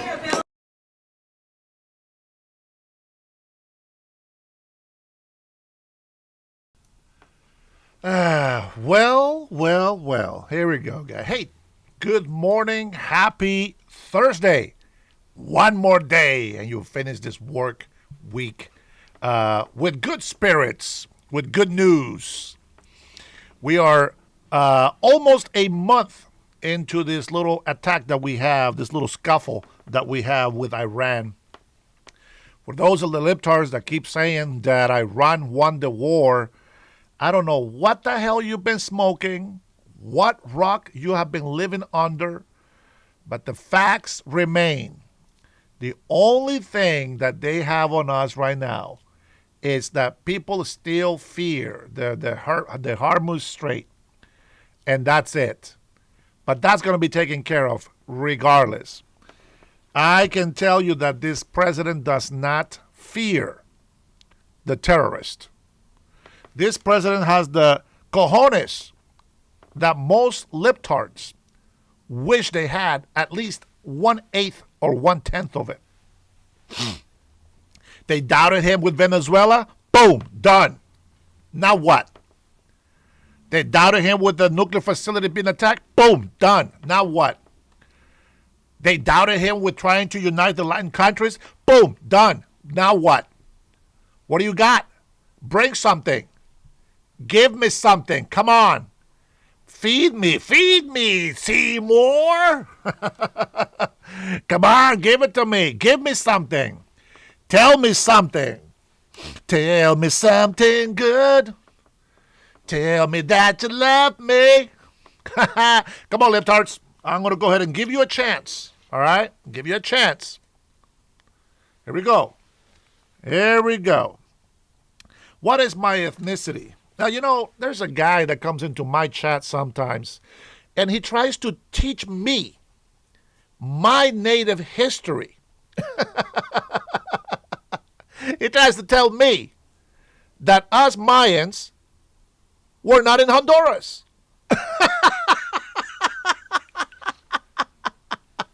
Welcome to the Dennis Herrera Show, and this is where I get to have all these haters, and you know, I got this feeling. I get it. There is a lot of people that are, there's mentally ill people. There is literally people that are ignorant, and I don't mean the ignorant as an insult. Ignorant as in you just haven't discovered the truth, or you haven't dig deep enough. For example, there is people that go on CNN, and they go in and they read the highlights. You know, the title of the story. Oh my God, ICE arrested a person in the airport. And oh my God, what happened? ICE is all horrible. And then you go and find out this lady's from Guatemala trying to go to a different state illegally with deportation orders as if nothing's going to happen. Why would she do that? Just take a bus. Ain't nobody going to check you. Nobody's going to check you. Why go to the airport knowing TSA is there, knowing ICE is there? See, this is what happens. We enforce the law. It's funny, the people in here tell me that I'm a sellout. Okay, sure. Sellout to who? Putting America first? Putting American citizens first? Call me a sellout. I don't care. I love this country. You see this flag right here? That's a Honduran flag right there. That's the country where I was born. I will always love that country. See this flag right here? That is the country where I live and have resided most of my life. As a matter of fact, almost 4 decades of my life, I have lived here in this country. So, my loyalty belongs to the United States of America. Why? My children are American. This is their land. This is where they're going to live. This is where they have to fight to make ends meet every day. This is where they have to live. So I have to protect this country. See, I'm a selfish man. I'm very selfish. I like to hear thank you from people, so I help a lot. I have fed thousands of people. I have helped clothe thousands of people. What have you done? What have you done for your country?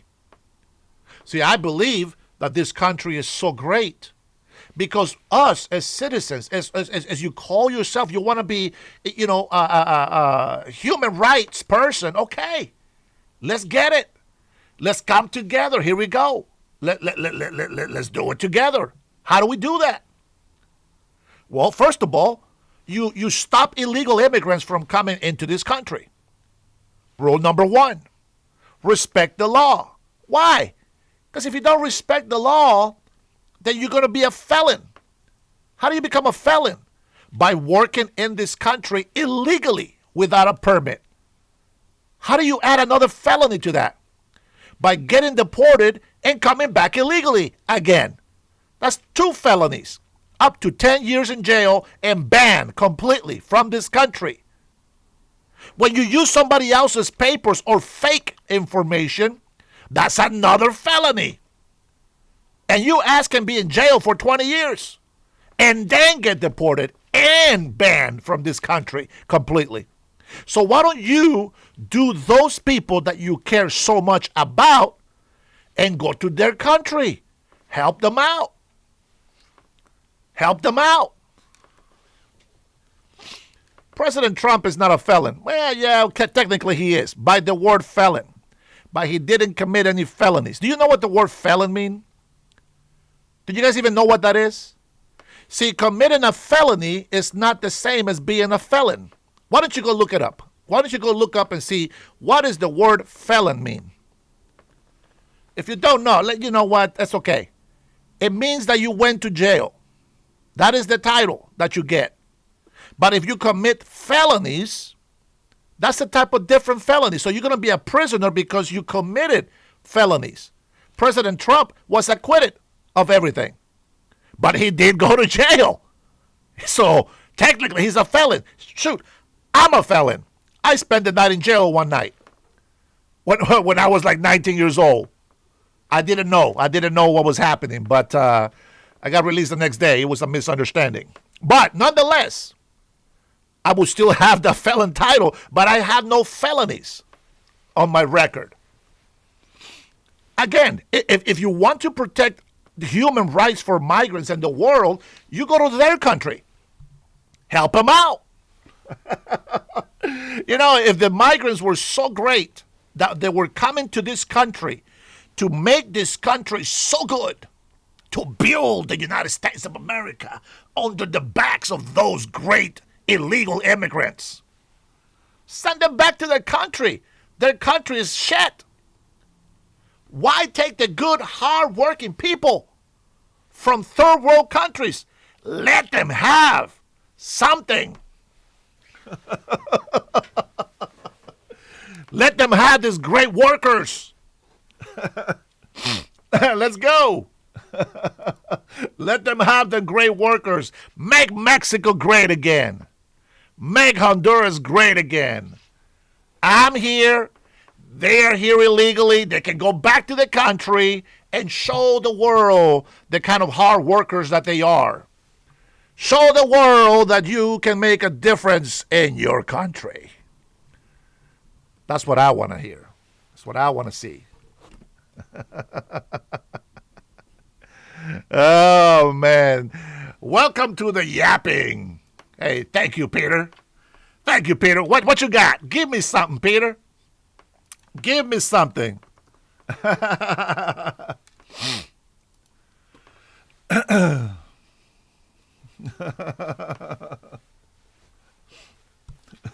ahead. I'm gonna wait. I'm gonna wait to read the meaning here. So what happens when somebody gets charged with a felony but gets acquitted? What does that mean? What does that mean? Are they still felons? Yeah, absolutely. Absolutely. But that's just because he went to prison. That's all that is. But he was acquitted. You guys know what acquitted is? I'm pretty sure you don't. But that's all right. I got a good one for you guys today. Especially for those who protect illegal immigrants, especially for those who keep using pretty good as an excuse to hate ICE. I want to ask you a question. Let me see how many people we got. Don't leave, libtards. Stay here. Don't be afraid. This is a good show where you can show me how smart you are and how wrong we are. You got to prove it to me. I'll let you prove me wrong. I want to know, do you think that ICE is horrible because of pretty good? Do you think ICE is horrible because of that? And I will argue. If you learn how to protest peacefully, it would have never happened. If I was governor of Minnesota, it would have never happened. If I was governor of Minnesota, it would have never happened.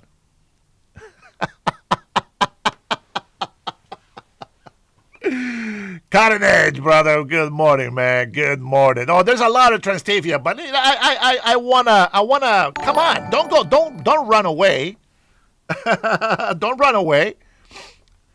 Yeah, I'm not afraid of ICE. Here we go, baby. Let's go. What can I show you? You know what? Boom, stamp. You can't see that because of my light, but that's right. American citizen, baby. No, you don't get to see my passport. You evil sons of, you know what I'm saying? But anyway, so if you feel that pretty good, even though they were obstructing, even though they were trying to bring violence to ICE, okay, they got what they got. I don't like it, but it's justified, 100%. Now, you feel that this is wrong, so you take to the streets and you go crazy, like a lynching mob. You go crazy, right? Because they killed 2 people. I have one question for you. Just one. No, Liptards, don't leave yet. Oh, they're leaving. They're scattering like roaches when the lights come on. They are scattering like roaches. That's right. Show us how courageous you guys are. Show me how you are able to handle the truth. You can't handle the truth. Man, happy Thursday. Happy Thursday, baby. Ice, ice, baby. Dun, dun, dun, dun, dun, dun, dun, dun, dun, dun, dun, dun, dun. Ice, ice, baby. Oh, man, let's go. Let's go. Liptar's here. Wait, I'm sorry, Robert. You're not a Liptard. I hope you're not a Liptard. Let's see. Come on. Come on. I want those who hate Trump and ICE. Come on down. The price is wrong, bitch.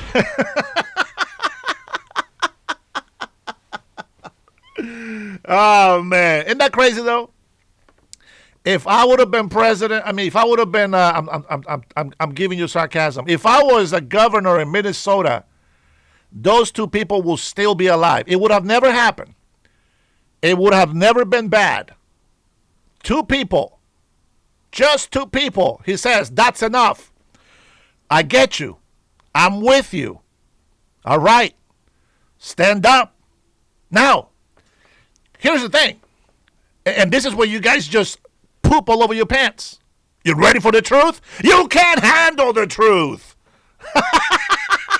Oh, man, I don't know what the hell I put in this coffee today, but I'm going to tell you something. Damn!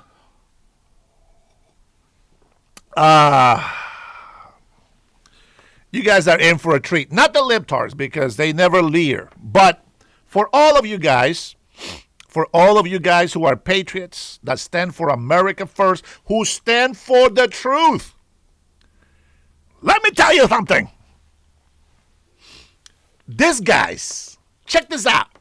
These guys go on the street to protect criminal, illegal aliens. Sanctuary cities are only in democratic blue states. And what are sanctuary cities for? To protect criminals, criminal, illegal aliens. I know, Victor, I know you're illegal. I can smell that wetback. But listen,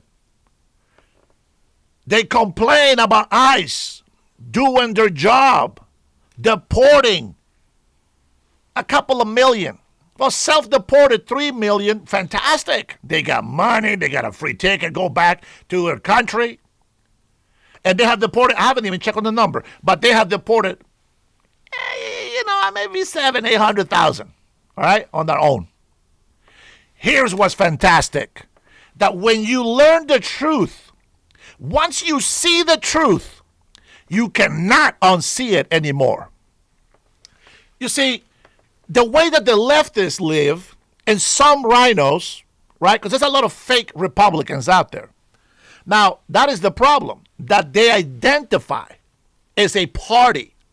Now, you see my blue tie, you think it's Democrat. Well, I mean, I supported Democrats when they were real Democrats. I support Republicans because Republicans are Democrats. See, we are the Democrats from 40 years ago. That's it. That's all I can give you.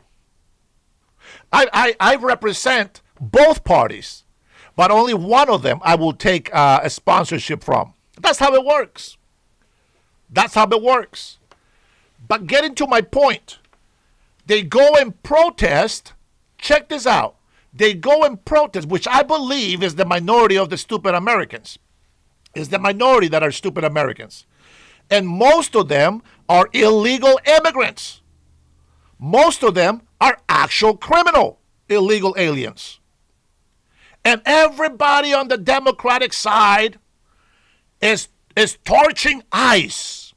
Oh, but it gets better. Oh, it gets better. And I want them to answer when I get to my point. 2 people die obstructing, impeding, assaulting ICE agents. Pretty had it coming for a very long time. Did he deserve it? No, but he had it coming. Why do you say had it coming? He's been assaulting ICE agents ever since he started protesting. That's not the first time that Pretty goes out there and act like a fool. And on top of that brings a gun. When you're resisting arrest, most likely you're going to get shot. And maybe a couple of clips will be emptied on you. Bottom line. And then you have Good. Good has been following these guys around. She drove across states. She went and followed the ICE agents, blocking the road, impeding, and then when she tried to run somebody over, whether you like it or not, she got shot. We lost 2 people. It would have never happened if I was governor in Minnesota. Now, with that being said, there is an outrage, and I'm okay. I'm okay having an outrage. 2 people lost their lives. They were Americans. We don't want that. Now, here's the kicker. You ready? You ready? First of all of these libtards went to protest the very agents who we hire to deport, to enforce immigration laws, which the federal government has 100% right to do and responsibility to do. And so all the libtards went out there protesting. Protesting against who? The law. Against those who want to protect the safety of the American people. And who do they defend? Criminal illegal immigrants. And now the excuse is, oh my God, they killed 2 people. ICE is going out there shooting people. Answer me this, libtard. How many protests did you make for the 4,000 Americans that have been killed by illegal immigrants? Shut the hell up. You fake-ass outrage, you criminal sons of bitches. Imagine that. If you are a Democrat, listen, don't join that bullcrap. Don't be a libtard. Do not be 4,000 Americans, innocent Americans have been killed by illegal criminal aliens, and none of you motherfuckers have made a protest. Where is the outrage? Where is the outrage for 4,000 Americans dying to the hands of illegal criminal aliens? Where's the outrage? Tell me, where's the outrage? It doesn't matter. If the Democrats take the midterms, it's your fault. And if you are an enemy of America, congratulations, you win. But for those Americans who stand for the truth and want the safety and prosperity of the United States of America and its people, it's a huge loss. Don't let the fear mongers take your freedom away from you. 4,000 innocent Americans killed by illegal immigrants. Not one outrage. Not one. Not one from the Democrats.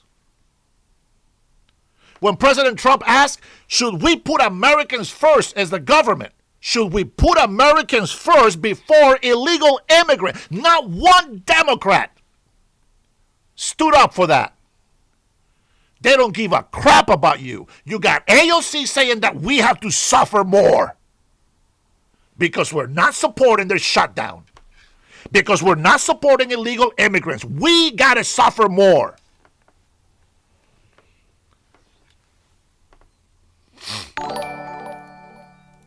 I brought up, thank you, Cutting Edge. I brought up, and it has been on the news,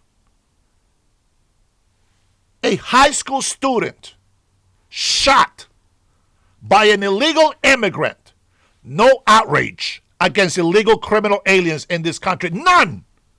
Not one protest, not one sit down, nothing. You know what the Democrats say? Oh my gosh, she shouldn't have ran into the guy with the gun. Are you serious? Are you serious? This is why they don't like me on the left. This is why they come over here and say lies, lies. Are you serious? You don't know what that is. You don't know what that is. You know what? I clipped a few things that I want to share with you. Let me take this off of here.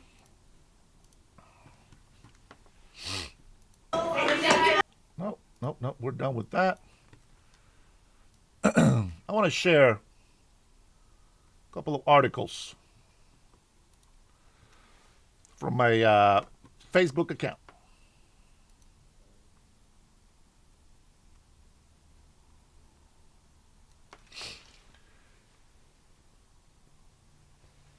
This is from Representative Eli. I like this guy. Representative Eli reminds me of one of those new Republicans from back in the day. I don't know. I just see that on him. Every Democrat on the House Homeland Security Committee voted against funding the Department of Homeland Security. Every single one. Well, yeah, except for Fetterman. But all of them. On January 22nd and March 5th of this year. Let's take a listen. Don't worry, I'll put it on the screen. Wow, this hearing has been amazing. I mean, this is even epic for Washington standards, the amount of gaslighting and lies that have been told in this hearing today. Mr. Chairman, I got a question for you. Mr. Chairman, real quick, got a question for you. Yes, sir. I got to ask you this because I'm all the way down the bench from you, and I know my hearing's not so good, but I believe at the beginning of this hearing, the ranking member, Mr. Benny Thompson, said that this is a Republican shutdown. Did he say that, sir? So this is a Republican shutdown, but as per usual, they take no responsibility. He did say that. And it's just interesting to me because on January 22nd of this year, all Republicans on this committee voted to fund the Department of Homeland Security. Mr. Chairman, are you aware of any Democrat on this committee that voted to fund the Department of Homeland Security on January 22nd? I'm not. Not me neither. Then again, on March 5th, Mr. Chairman, of 2026, we again voted to fund the Department of Homeland Security. Are you aware of that, Mr. Chairman? Yes. Are you aware of any Democrat that's sitting on this dais today that voted to fund the Department of Homeland Security? I'm not. Yet we continue to hear that this is a government, shutdown by the Republicans. I also want to ask the witnesses here today. Did you guys hear the ranking member say that? Ms. McNeil, did you hear? Yes or no? I believe so. Yeah, you did. Because that's what he said. And this is what happens in Washington. It's not really about truth or facts. It's about narrative and who can get their narrative out. I just want to make sure you guys are tracking along with this hearing and you guys aren't, boondoggled or deceived by the Democrat Party here who's trying to act like this is a government shutdown. Mr. Herrera, my friend and colleague on the other side, he actually said, no, it's TSA's fault, it's CISA's fault, it's FEMA's fault because you guys haven't asked for reprogramming or rearrangement of funds.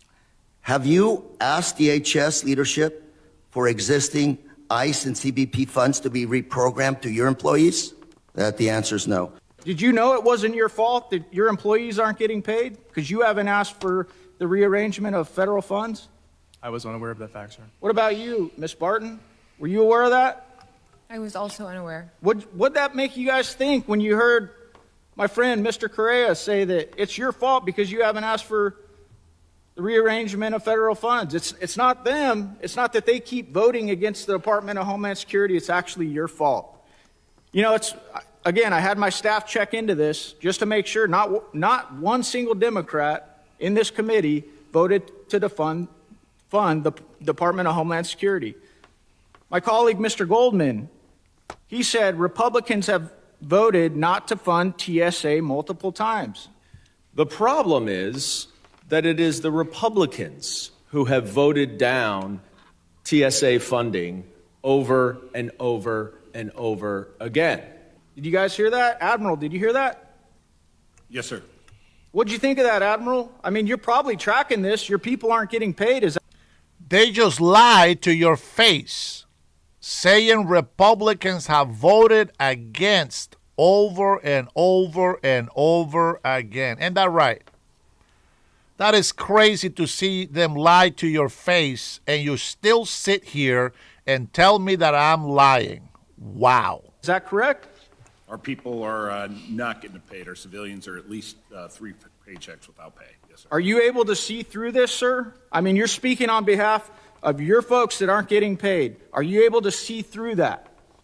Sir, we continue to support our people who... I know that. That's not what I'm asking you. I'm asking you because a lot of the American people seem to be falling for this massive gaslighting campaign that this is a Republican shutdown. Are you aware of what's going on, sir? We are tracking this day by day, yes, sir. Thank you. I want to show a video real quick. Federal authorities say Amir Balat and Ibrahim Kayumi were inspired by ISIS when Balat threw homemade bombs into a New York City crowd Saturday. Deadly shooting rampage in Texas. The alleged shooter wearing clothing referencing both Allah and Iran. Investigators say Ayman Mohammed Ghazali rammed his truck loaded with fireworks and chemicals into a West Bloomfield. That is truth. What the hell are you smoking, son? What are you smoking? Synagogue. The gunman who killed one person and injured 2 others at Old Dominion University have previously been convicted of providing material support to ISIS. This is even if you have the facts, the proof, there it is. You still call it a lie. You still call it a lie. See, you have some information. Let me educate you a little bit. In order for the government to stay open, we need 60 votes. We only got 53. Do the math. All we need is 7 Democrat votes, and everything goes back to normal. Everybody gets paid. And you know, the most ironic thing, the one thing that pisses me off about Democrat politicians, it's they like us Americans to suffer. They do this government shutdown. And I want you to explain to me where the logic is for a government shutdown where you take away the pay of the American people trying to keep us safe and then go back and bitch about unaffordability. All of these freaking people are going to be evicted from their apartments. They're not going to be able to pay their mortgage. They can't afford gas. What the hell are you guys smoking on the left?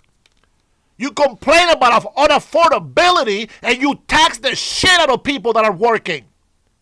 You tax the shit out of businesses and makes them run away to a red state. Why don't you wake up? Don't come over here and bitch at me and tell me that I'm lying.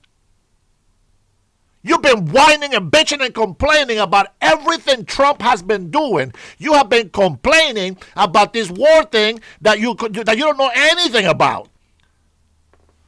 It's a fact. You bitch and complain about affordability. I allow people to call me over here and I ask, what would you do to fix affordability? The number one answer from you libtards is tax the people. What the f is wrong with you? For Pete's sakes, get a brain. What we're dealing with right now. Not a great time to have the Department of Homeland Security, whose job it is to protect American citizens, be shut down. And these are some of the Democrat quotes right here.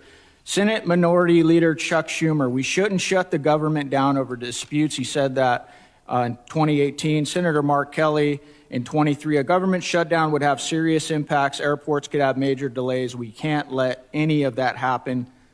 I want to close with this. I want to thank Ms. Barton and Mr. Phillips for coming to my district to try and help a forgotten city, Globe in Miami. Doesn't matter what you say. The truth is the truth. Hey, you cannot handle the truth. That's just the beginning. That is just the beginning.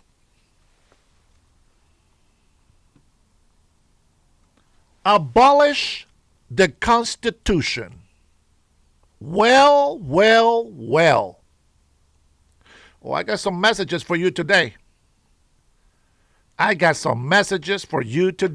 Iceman, welcome. Why are they allowed to stay in this country growing like a rapid cancer, killing our nation?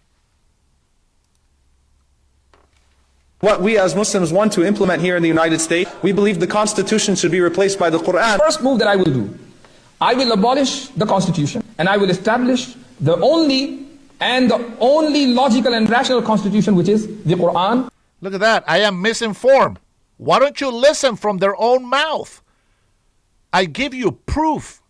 I give you facts every single day. And the Sunnah of Rasulullah sallallahu alayhi wa sallam. When it comes to spreading Islam on a state level, on a societal level, that method prescribed is jihad. Allah subhanahu wa ta'ala has prescribed that the ones who don't accept the ruling of Islam, they must be fought. So we have people telling us Westerners and Americans that they want to abolish our Constitution, our systems of governance and laws, and replace them with the Quran, the only logical and rational system of law, and that the best societal way to spread Islam is not through conversion, through love, but through jihad, and that is what Allah commands, and those who oppose Islam must be fought. So I'm going to let you guys in on some facts that a lot of people don't understand, and call me Islamophobic all you want, but what you won't do is call me a liar, because everything that I'm about to tell you is factual, and I could literally go to the Quran to prove it. You see, what people don't understand is that there's a clear shift in tone when you look at the Quran chronologically, and this is something that historians, scholars, and even mainstream Islamic theologians openly say and acknowledge, and that's that the early verses from the Quran from the Meccan period sound peaceful, tolerant, and spiritually focused, because that's when Muhammad and the early Muslims were a persecuted minority with no political or military power. This is where you'll see the emphasis. We'll see you later, Dave. Thank you for being here. When you speak the truth all the time, it never comes back to bite you in the ass. When you lie is when it does, and I don't lie.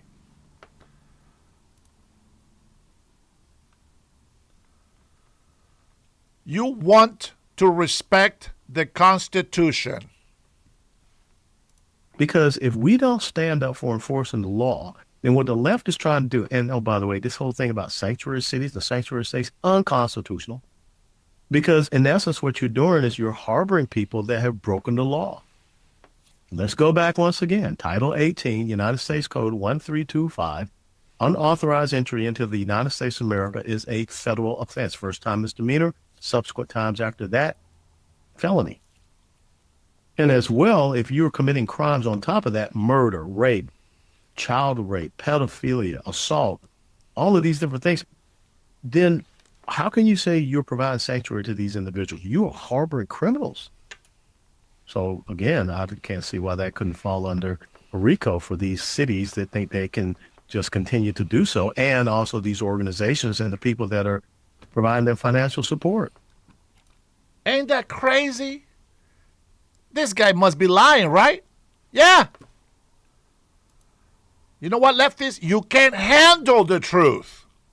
That is a fact. That's why real Democrats continue to join us more and more.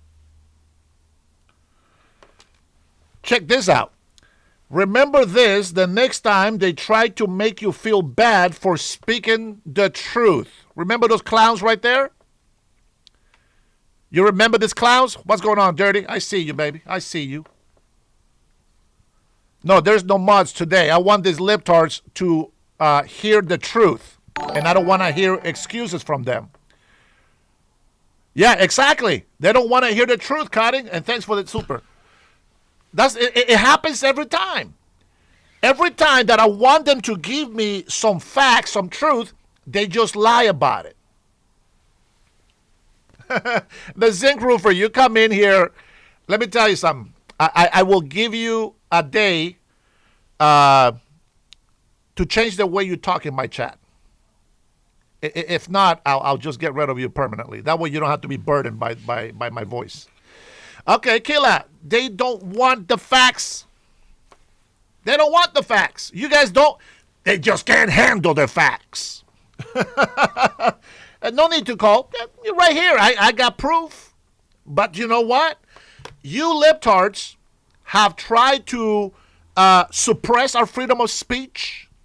You have tried to destroy democracy. You don't respect democracy, and yet you cry that you do want democracy. When it favors you, you go and obstruct my rights. You go and threaten my family by taking my job away if I don't do what you tell me. The last time I checked, this is the land of the free, home of the brave, not home of the libtards, not home of the cowards, not home of the slaves. Land of the free, home of the brave. And so just in case you forgot what Democrats did to us, well, let's review, shall we?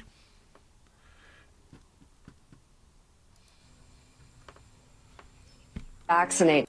Credit to David Robinson on Facebook. You are the problem. It is the unvaccinated who are the problem. The truth.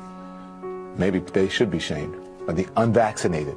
It's time to start blaming the unvaccinated folks, not the regular folks. We can't trust the unvaccinated. The unvaccinated, a group that includes children and people acting like children. When are we going to stop putting up with the idiots in this country and just say, it's mandatory to get vaccinated? Oh, you can't shame them. You can't call them stupid. You can't call them silly. Yes, they are. Those who are not vaccinated will end up paying the price. The unvaccinated should be taxed. They should pay more for health care. We need to start looking at the choice to remain unvaccinated the same as we look at driving while intoxicated. Really, the only people dying are the unvaccinated. And for those of you spreading misinformation, shame on you. We've got to shun folks. We've got to shun people into getting. To shun those that refuse to get vaccinated. The unvaccinated people have put us in the position that we're in now, and it is not a good place. You got to start telling people, if you don't get vaccinated, you can't come into this office or this place of business. If you don't get vaccinated, you can't come to work. No, screw you. Did you forget? Did you forget? I don't forget. I don't forget. Wedo, it's all your fault, you unvaccinated bastard. Ah, man, I try to stay serious on that one. You see what I'm saying, Wedo? They think we're stupid. And I like Arnold Schwarzenegger. I still like him. I don't hate any of these people, but I refuse to ever listen to anything that they say. Kila and all of you guys who were strong enough to not get vaccinated, man, hats off. I couldn't do it. I had to keep my job. I had to go to my nephew's wedding in Honduras. I had to be vaccinated. Now I got heart problems, but they say there's nothing wrong with it. Well. Even Howard Stern, that sicko bastard, that's why his show is out of business. But wait. Listen to this Christian. I got a couple Christians coming up. People are going to call me racist. I can't be racist. I'm Arab. I don't want Islam in my country. I want a country where the name of Jesus is praised, not Allah's. I want a country where there's prayer in schools, not prayer mats. I want a country that teaches the Bible, not the Quran. I want a country that's built on the 10 Commandments, not built on Sharia law. I want a country where there's churches on every street corner, not mosques. I want a country where Christmas is the best season of the year, not Ramadan. I want a country where you hear church bells, not the call to prayer. I want a country where there is peace, not violence. I want a country where my baby boy that's coming can decide to preach the name of Jesus without getting persecuted for his faith. America belongs to Jesus Christ. Do you believe that in this place? People are gonna call me racist. I can't be racist. I'm Arab. Anybody can be racist. But it's the truth. People come in here, Allahu Akbar. Like, seriously? Oh, but there's more. For the love of humanity, stop voting these people in. We have to make a change. I approve this podcast. Dennis Herrera for governor of Washington State. Businesses are people making decisions that best benefit the people. And Seattle is not open for business. You can see quite simply the fact that we have more than 30-some% of vacancies in our commercial buildings in Seattle. That's a problem. And then when you have people that work for Katie Wilson, the new mayor, suggesting that they have a vacancy tax on top, which is the most absurd thing. Here's some poor guy that's got a giant mortgage, that's got a commercial building with a whole bunch of investors, and he wants to charge X amount of dollars per square feet, $54 or whatever it is. And the city comes along and goes, we don't like the fact that your building is empty. The guy doesn't like the fact that it's empty either. And they're like, drop the price, because that's what the guy can afford. He's got an empty building. Oh, there's an extra tax on top? Woo! Did you get that? Did you get that? That's happening here in Seattle. Somebody came in here and said they're from Washington State. Did you get that? The business owners, the rich people, that the socialist Democrats, which we know today, the new socialist Democrats have Marxism and communism, all three in one. It's like the new flavor for the Democrats. To call yourself a social democrat, that's what that means. Socialism has evolved into a different cancer. Now, I'm going to tell you something. I am in the middle. People want me to wear my red tie. Listen, I don't care if you're Democrat or Republican. I care that you're an American voter, and that's what I want. When I call a libtard, it doesn't mean you unless you jump. That's how I know you're a libtard, if you respond to that word. I believe there's a lot of Democrats that believe what I believe, but they have been lied. Their minds have been corrupted and trained to hate one orange man. But you have a socialist Democrat that not only are they chasing away businesses and residents, not only are they bankrupting businesses, losing money, but they also charge them for not being able to have a business. That is communism. This is what they do. The government wants to take over grocery stores. They want to take over your business. If you're an apartment complex, you don't comply, and they will take that apartment complex from you. That's communism. Socialist Democrats, they call themselves today. That'll motivate me. And how are consumers going to be able to bring business if they can't afford their own living? The answer is simple, and it's not tariffs. It's not Trump. It's not even what's going on in Iran. It's the overtaxing that Democrats are doing. See, they call themselves successful in the high revenue of what? Of the people suffering? There was many kings back then. They called themselves great kings, and the people were eating dung. Why? Because they taxed the shit out of them. But the king was powerful. He had money to pay soldiers and those who were loyal to them. It's communism. That's what we know today is communism. The governors live like kings. Like these Democrats in Congress, they think they're kings. They take all the wealth from the working Americans and they call that revenue. They are stealing our money.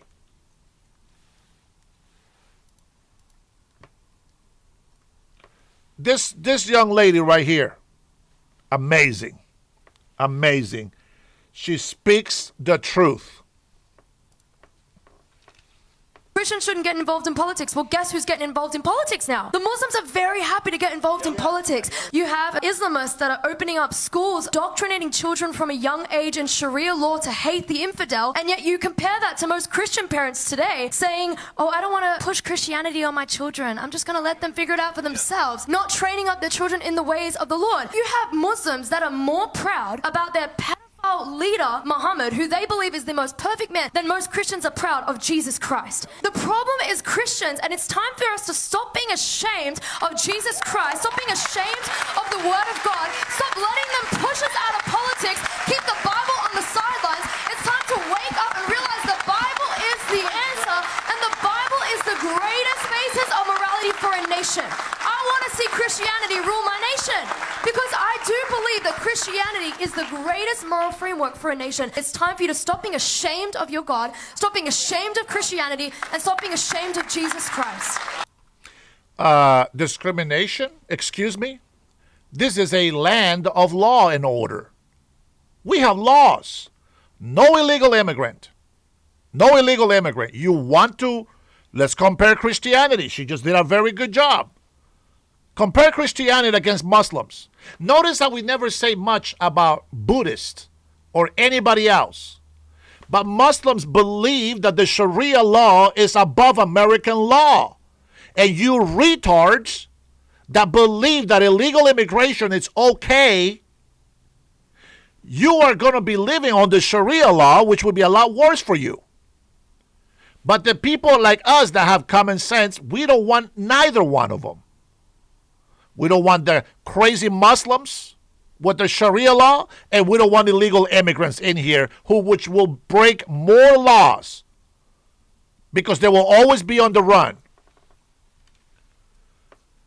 Criminals get away with crime because illegal immigrants have such a hard time reporting it with fear that they will get deported, which gives me proof that they shouldn't be in this country illegally. Think what you want. Christianity can be fake for you, good for you. But whether you like it or not, you don't need to accept Satan to go to hell. Easy. Easy to go to hell. You don't have to do anything. Nothing. Nothing. You'll just go straight to hell, and you think you're going to be down there drinking beer and celebrating with senoritas. No. You got another thing coming. But you know what? Woe to you, unbelievers. Those of you who think that evil is good and that good is evil. Woe to you, because you will pay the price. I pray that God may have mercy on all of us. They only protect criminals.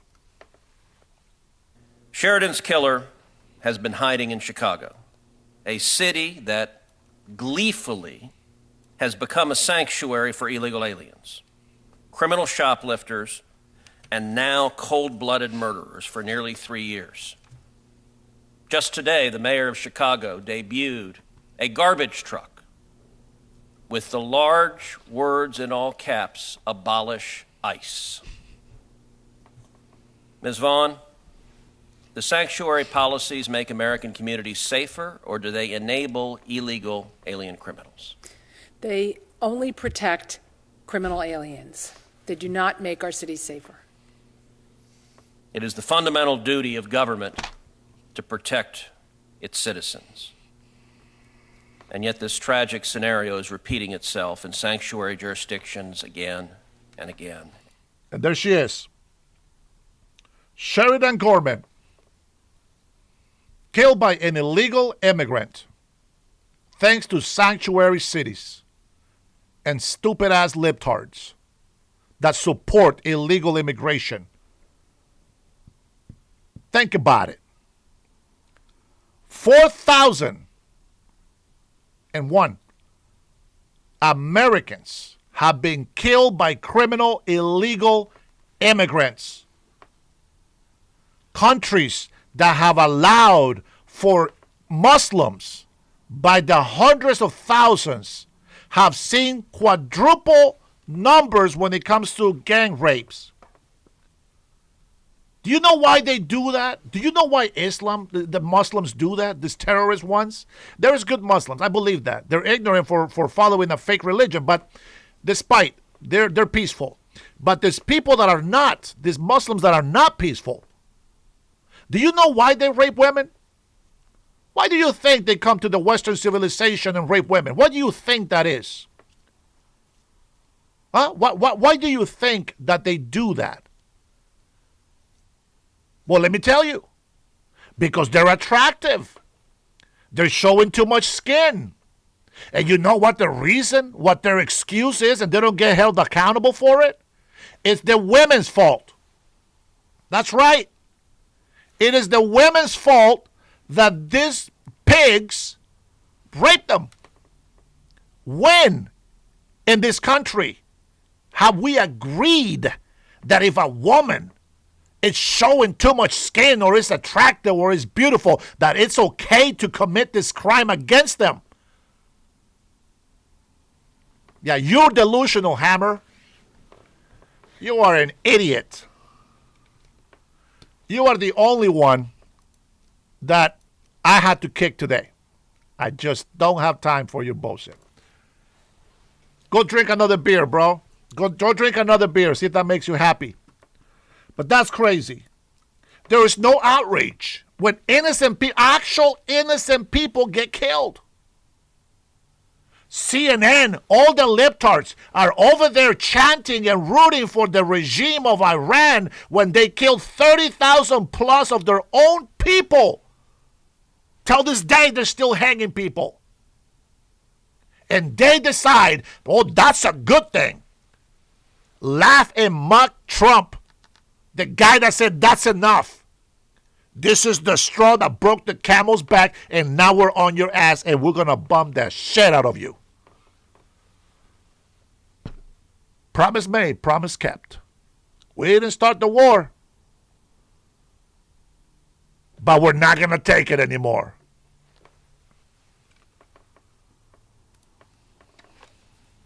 You can cry about it.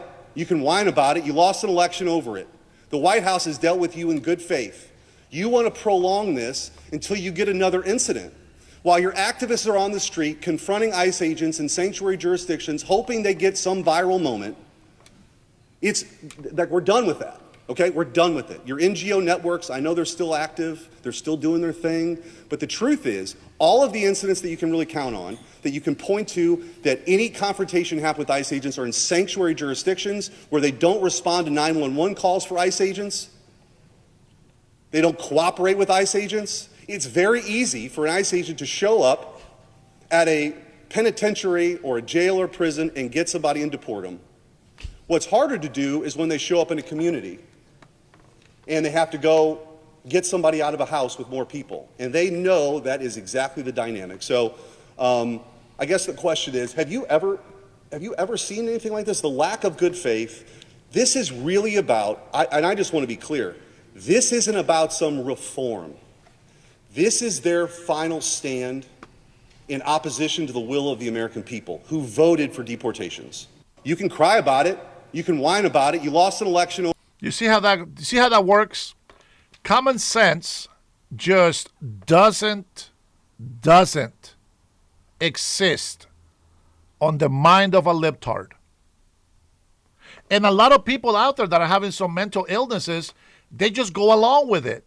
As long as they go against the people that don't want to give them money, as long as they go against the people that want that are trying to bring jobs back because they don't want to work, as long as they do that, they support it. They don't have common sense in their brain. There's a mental health problem. You just can't cure it. You just can't cure it. There was a girl that was out on the street protesting, and I want to say the name of the YouTuber is Katie, I think, or something like that.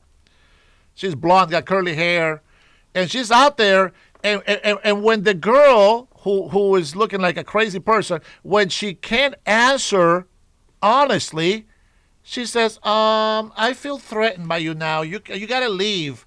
It's a mental illness. They suffer from anxiety. They go out there not knowing the facts, and the Democrats take advantage of them. Just like when they went and emptied, listen to me, they went and emptied all the senior homes and had them protest on the sidewalk and told them that President Trump was going to take away their Social Security. This is what they believe. This is why they go out there with a sign that says no kings. Because they are lied by the Democrat terrorist. I know, I shouldn't say terrorist. I'm taking away the meaning of the word. Let me, I'm interested on this. I haven't heard it, but why don't we listen to this news from Newsmax? And we know that President Trump doesn't like Newsmax because they have been saying some nasty shits about him. He is an eccentric person, and he doesn't like to be hearing negative things about him. That's who Trump is. And I don't blame him. He's got enough shit on his plate. Joe Biden lets in millions and millions of people from the third world, and they move to blue cities all across the country. And now all of those cities are changing slowly into third world cities themselves. And it's been happening for the last several years, subtly, so subtly that you might not even realize that it's going on. In New York City and cities all over the country, we know.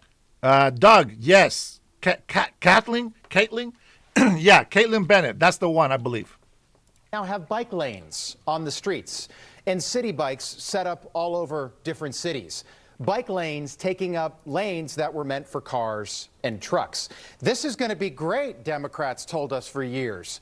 Bikes that people will use to bike to work and then bike to play and then bike from their apartment to get a coffee and then to the office and then they'll go home. It'll cut down on traffic and it's good for the environment. That's what they told us. But of course, none of that ever happened. And what is happening in New York City is the exact opposite, actually. Bike lanes in New York have been co-opted by illegal immigrants, many of them not here legally, and they ride all over the city in any direction they want, with no regard for traffic signals or traffic lights, delivering food, delivering drugs, delivering whatever they can fit on their bike day and night. In fact, on most streets, just to cross to the other side of the street, you have to pass by multiple bike lanes, lanes that were meant for cars and trucks, just to get to the other side of the street like this.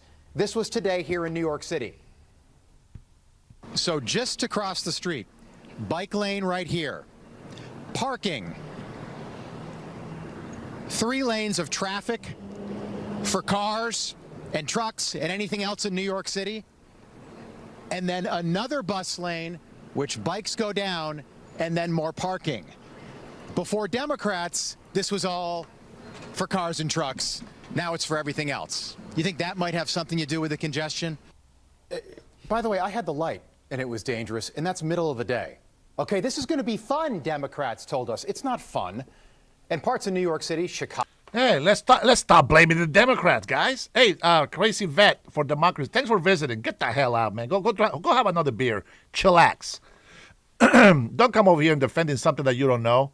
Who's the other moron that just came in? Let's see, Valentino, I think it was his name. We'll see. I'm sure he's going to make another stupid comment, or maybe he just stopped by, dropped a bad comment, and left. That is the tactic of the libtards. But you know what? You guys are my witness. If you have stuck around with me, number one, guys, thank you for liking and subscribing to my podcast. I appreciate that. Thank you for your support. If you have been with me this long, thank you.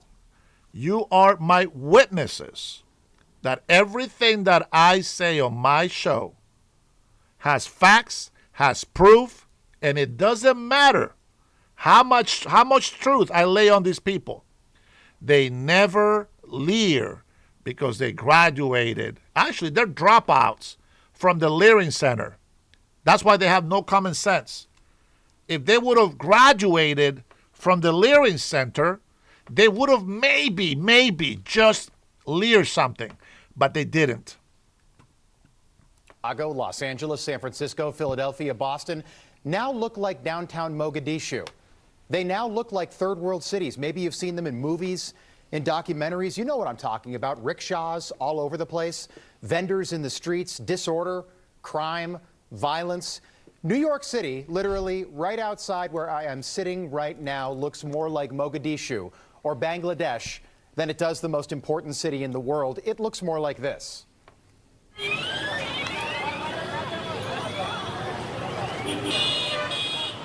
Well, that's what a third world looks like. If you didn't know that, angry vet for democracy.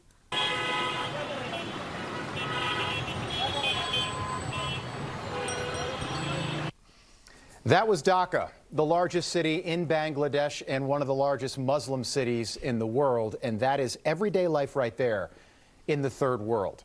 And if you've been to New York City recently, you know what I'm talking about. Okay, you have seen it with your own eyes. But this is all being done by design.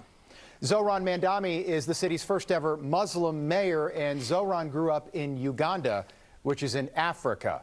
He even did an internship in the Ugandan capital city of Kampala in 2007. And here's an example. And I wonder what they teach over there. I wonder what they teach to bring here to the States.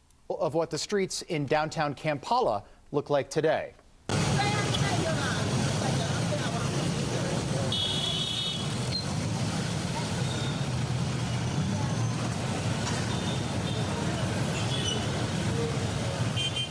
So that is the capital of Uganda, and that is the most important city in that country. Have a look. And if you think that cannot happen here, come to New York City because it is. You're missing the point. He's pointing out the capital, which is supposed to look the nicest in a country, and that's what it looks like. You're missing the point. This is how they try to make Washington, D.C. look like, and they normalize it. That is the problem. That is the problem. It's already happening. Just this week, Zohran Mandami proposed lowering the speed limit across one of the largest geographical cities in the country to just 20 miles an hour. In some areas, it's going to be even lower, 15 miles an hour. And if you're asking why any mayor would want to do something like that, he is doing it to speed up New York City's descent into the third world. And he's doing it to turn New York City into something more like what he grew up with in Uganda. If cars and trucks are going slower, out-of-control bikers, who the police do nothing about, won't get killed as often, which happens on an almost daily basis in New York City, and I'm serious. Cyclist killed in Queens, hit and run by an SUV fleeing police, sources say. It was caught on video, October 23rd, 2024, in case you can't read on my screen. Cyclist struck by stolen cab in Manhattan. No arrest, police sources. August 21st, 2025. Bicyclist dies after crashing into pedestrian in Central Park. I don't think you understand what he's trying to say. And let's not play stupid. We all know, all of us know, how hectic and congested New York City is. Don't play stupid. Don't tell me that it doesn't look like that when there's congestion in New York City. It gets like that here in Washington State. So I don't want to hear that. Yes. 20 miles an hour, like it's the turn of the century in New York again when cars were competing with horses. And we asked some of these bikers who were out there today about where they were from. None of them were Midtown office workers out for a coffee. They were almost all immigrants from third world countries. Where are you from? Guatemala, West Africa. Where are you from? Mexico. I'm from Guatemala. I'm from Africa. Senegal. Where are you from? I'm from Africa. Guatemala, West Africa. West Africa. And do you primarily That is the same people. use your bike for deliveries? Yes. Guatemala. Information. I get it. You know, news reporters, they want clicks, they want all this and that, but the truth is the truth. I want to show you here. That's funny.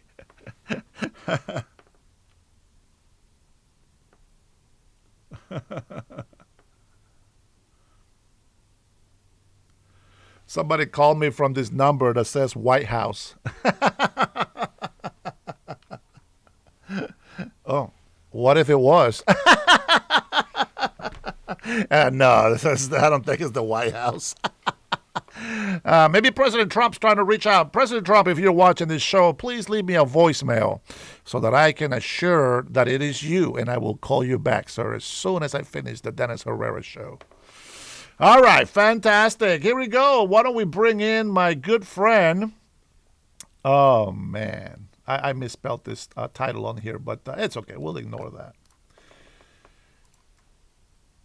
By the way, have you heard the one about the sitting Florida congresswoman who stole millions of dollars in FEMA disaster relief funds and then used the money on her campaign for Congress? No, you haven't heard this story? Well, I wonder why that might be, because I'll tell you why. The congresswoman in question is a Democrat, and that tells you everything you need to know about the state of the American media. Now, this is not some minor ethics flap. We're going to tell you all about it. This is not a paperwork error. This is not a technicality here, folks. This is one of the most serious corruption cases involving a sitting member of Congress to come along in years. The congresswoman in question is named Sheila Sherfilis McCormick. She is a Democrat from Florida. She represents parts of Broward and Palm Beach counties. And here is what happened. A grand jury indicted her for allegedly stealing $5 million in FEMA disaster relief funds, money that was supposed to go to help Americans during COVID. According to prosecutors, that money didn't just disappear, it was laundered, funneled through a family business. Hey, Zinkrufer, look at that. You're right. Democrats concentrate on the people. Generally speaking, says the Zinkrufer, Republicans focus on property and Democrats focus on people. Absolutely. Let's continue. Look at that. Family business. And then prosecutors say she used the money to fund her own campaign for Congress. Now, why haven't you heard about this again? Yes. Forgot. This is a Democrat we're talking about who took disaster relief money and turned it into campaign cash. Now, the charges don't stop there. We're talking about conspiracy here, money laundering, illegal campaign contributions, even allegations of falsifying tax documents. If convicted in federal court, she could face decades in prison. So her federal trial is scheduled for next month. But these issues are going to be dealt with today on Capitol Hill in a rare public ethics trial over in the U.S. House. And when I say rare, I mean rare. The House Ethics Committee almost never does this. And they had to create a special adjudicatory panel because investigators found what they called, quote, substantial evidence of her misconduct. The committee reviewed tens of thousands of documents, interviewed dozens of witnesses, and said the evidence lines up not just with the indictment, which I just told you about, but potentially even broader misconduct. It goes beyond what federal prosecutors have even alleged in court. So let me ask the obvious question. Where is the Democratic Party? Where is the outrage? Where is it? I'm afraid it doesn't matter what we do. Zinkrufer, I want you to understand something. Just because a state says they are the richest or a large economy, that doesn't mean that the people are rich. That just means the government is making that money, not the people. That does not reflect on people's livelihoods. Only the government.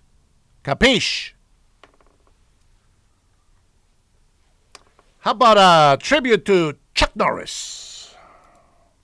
He definitely offended a few liberals with this one. Why are you a conservative, sir? Well, I used to be a Democrat, but the Democrats went too far to the left, and the Republicans moved into their position that the Democrats were 40 years ago. The Democrats believed 40 years ago, the Republicans believe today. And so I realized that I had to go to a Republican because the Democrats just got too far off the trail and lost all reality of what America stood for.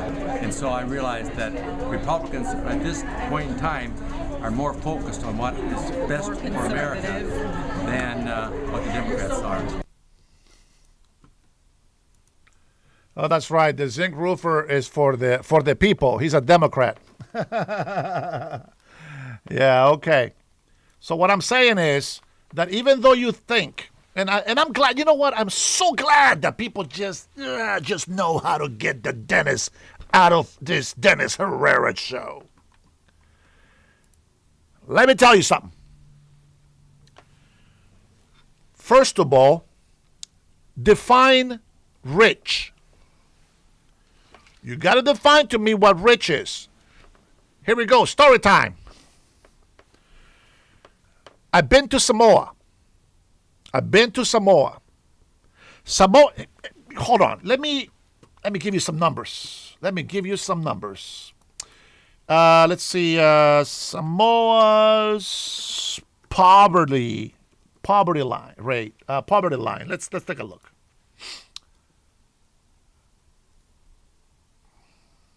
Okay. Let's see if I can find the right stats. Here we go. Now, zinc roofer, pay attention.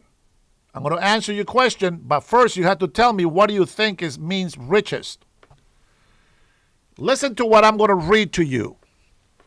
And so I think I use my critical thinking skills and common sense and economic views and resolutions, etc., so that you can understand why I talk the way I talk. I've been saying this all along. And those of you libtards that keep coming in here, like you guys are the best fans. I appreciate you being in here. What I don't appreciate is stupidity. But somehow you guys get there.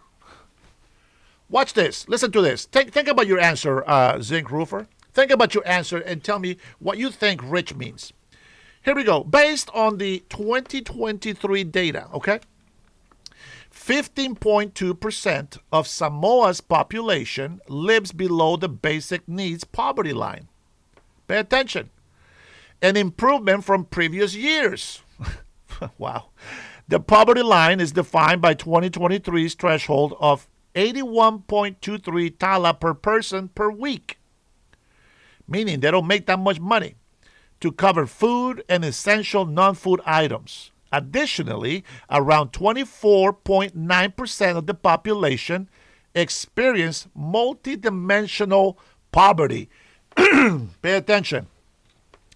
The poverty rate in 2023, 15.2%. Poverty rate, the food poverty rate, 4.4%. About 9,200 people could not afford the minimum daily 2,100 calorie requirement. Multidimensional poverty, 24.9% of the population is poor based on 12 non-monetary indicators, including food security, 18.4% contribution to poverty, and water access. Regional poverty is higher in rural areas, about approximately 28.1% compared to urban areas like Apia, 11.4%. Now, I'm going somewhere with this because I want you to understand. I'm still waiting for your definition of what do you think rich means. Here we go. I learned this by, okay, here we go. I like this. All right. Make more money that rich people accumulate means less money for the working class and the poor. See, that's how I know that you are retarded. But here we go. Let me give you an example of who is rich. You mentioned the rich. Here we go. Let's say a millionaire, $100 million. Okay. What size house do they have? millions, multi-million-dollar house, right? Think about this. The way you view riches is not the way that I view riches. Your mentality of what makes somebody rich, that's your view. What makes somebody rich, to me, is different. Let me explain.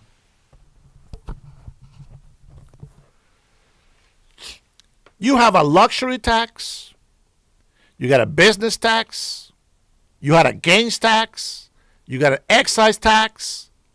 If they stop paying these taxes, they would lose everything. Everything. The average pay in American Samoa, this is the American territory, so let's compare dollars. Let's compare dollars. In American Samoa, the average pay, it's about $15,000. That is just a little bit over $1,000 a month. There is no taxes in American Samoa. And here we are. Yeah, Billy Bob, if you forgot. Yeah, well, there's more. There's inheritance tax. There's a death tax. There's a property tax. There's a bunch of other taxes. But if you stop paying these taxes, you will lose your house. You would be homeless. You will be poor, regardless of how you look at richness. But I have a point. Let's say you make $50,000 here in Washington State. You think that's a lot of money? Hell no. You need twice as much as that. And even then, it's still not enough to have a comfortable life. I can tell you that right now.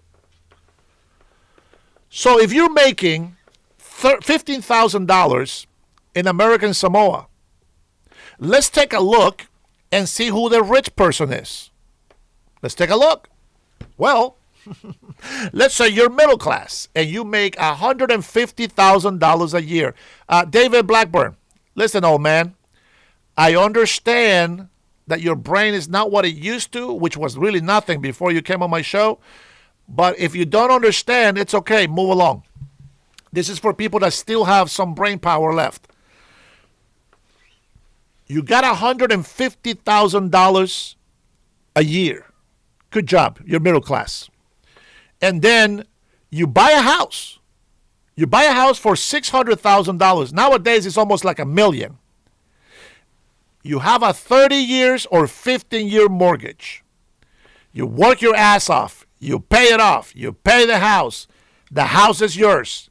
Well, now you got property tax. Now you got luxury tax. Now you have gains tax. Now you have all the taxes that go with it. You know what happens when you stop paying? I gave you the answer earlier. You lose all that shit. You are never truly a homeowner in this country. Even if you think that you are rich, you are never an owner. You know what happens in American Samoa? Doggone it. It's their land. There's no taxes. You build your house, you own the house. It's yours. The ocean is right there in front of you. You can go fishing. You can go up to the mountain. It's everybody's land. You go up to the mountain and you can farm. What do you need money for? If you make $1,000 a year, fantastic. You got electricity. You got some commodities. You don't have to work, but you still got to go spend that money for food. And so what happens when you're making $15,000 in an American territory? That's right. You get food stamps to buy food. So who's poor? The rich men that will never own a house on their land because the government keeps taxing the crap out of them? Or the person that you believe is poor because statistics says paper money makes them poor? Let's be honest. Samoans are richer than any American in this country because they own the land. Period. Their houses is theirs. Period. Yeah, that's what you heard, right, David? Blah, blah, blah. Yeah, that's what you hear because you have no brain power. You guys step on doodle all day, man. Every day you guys step on doodle. All on your own. I can tell you this. If I make $15,000 a year in Samoa, with about $700 to $800 of that, I pay all my bills, food, car payments, gas, etc. It's a small island. And I still got thousands left. Here in America, you can make $100,000 a year. But you got a family, you're spending about $1,200 worth of food. The gas is crazy, I get it. But the freeways, the distances that we travel are miles and miles. You waste more gas. Electricity for a home, you're lucky if you're paying $300. Water, garbage, and sewer. What else you got? Car payment, gasoline, health insurance. By the way, it's free for Samoans. Who's rich now? You got no money left.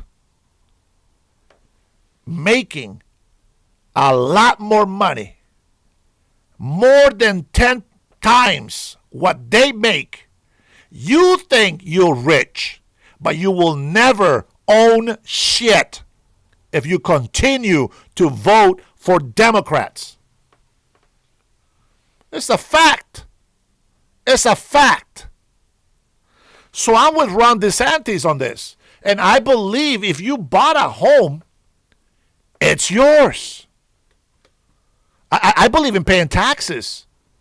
But you have to understand, the sales tax here in Washington State, it goes anywhere from 9 to 10.5% sales tax. Think about it. 10% sales tax. You get charged 14% in taxes, federal taxes. And now they added a state income tax in Washington State. It is unconstitutional.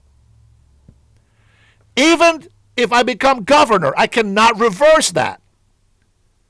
Now, I'm going to fight like hell to try to get the legislative branch, the Congress, to be able to change that bill, take those taxes away.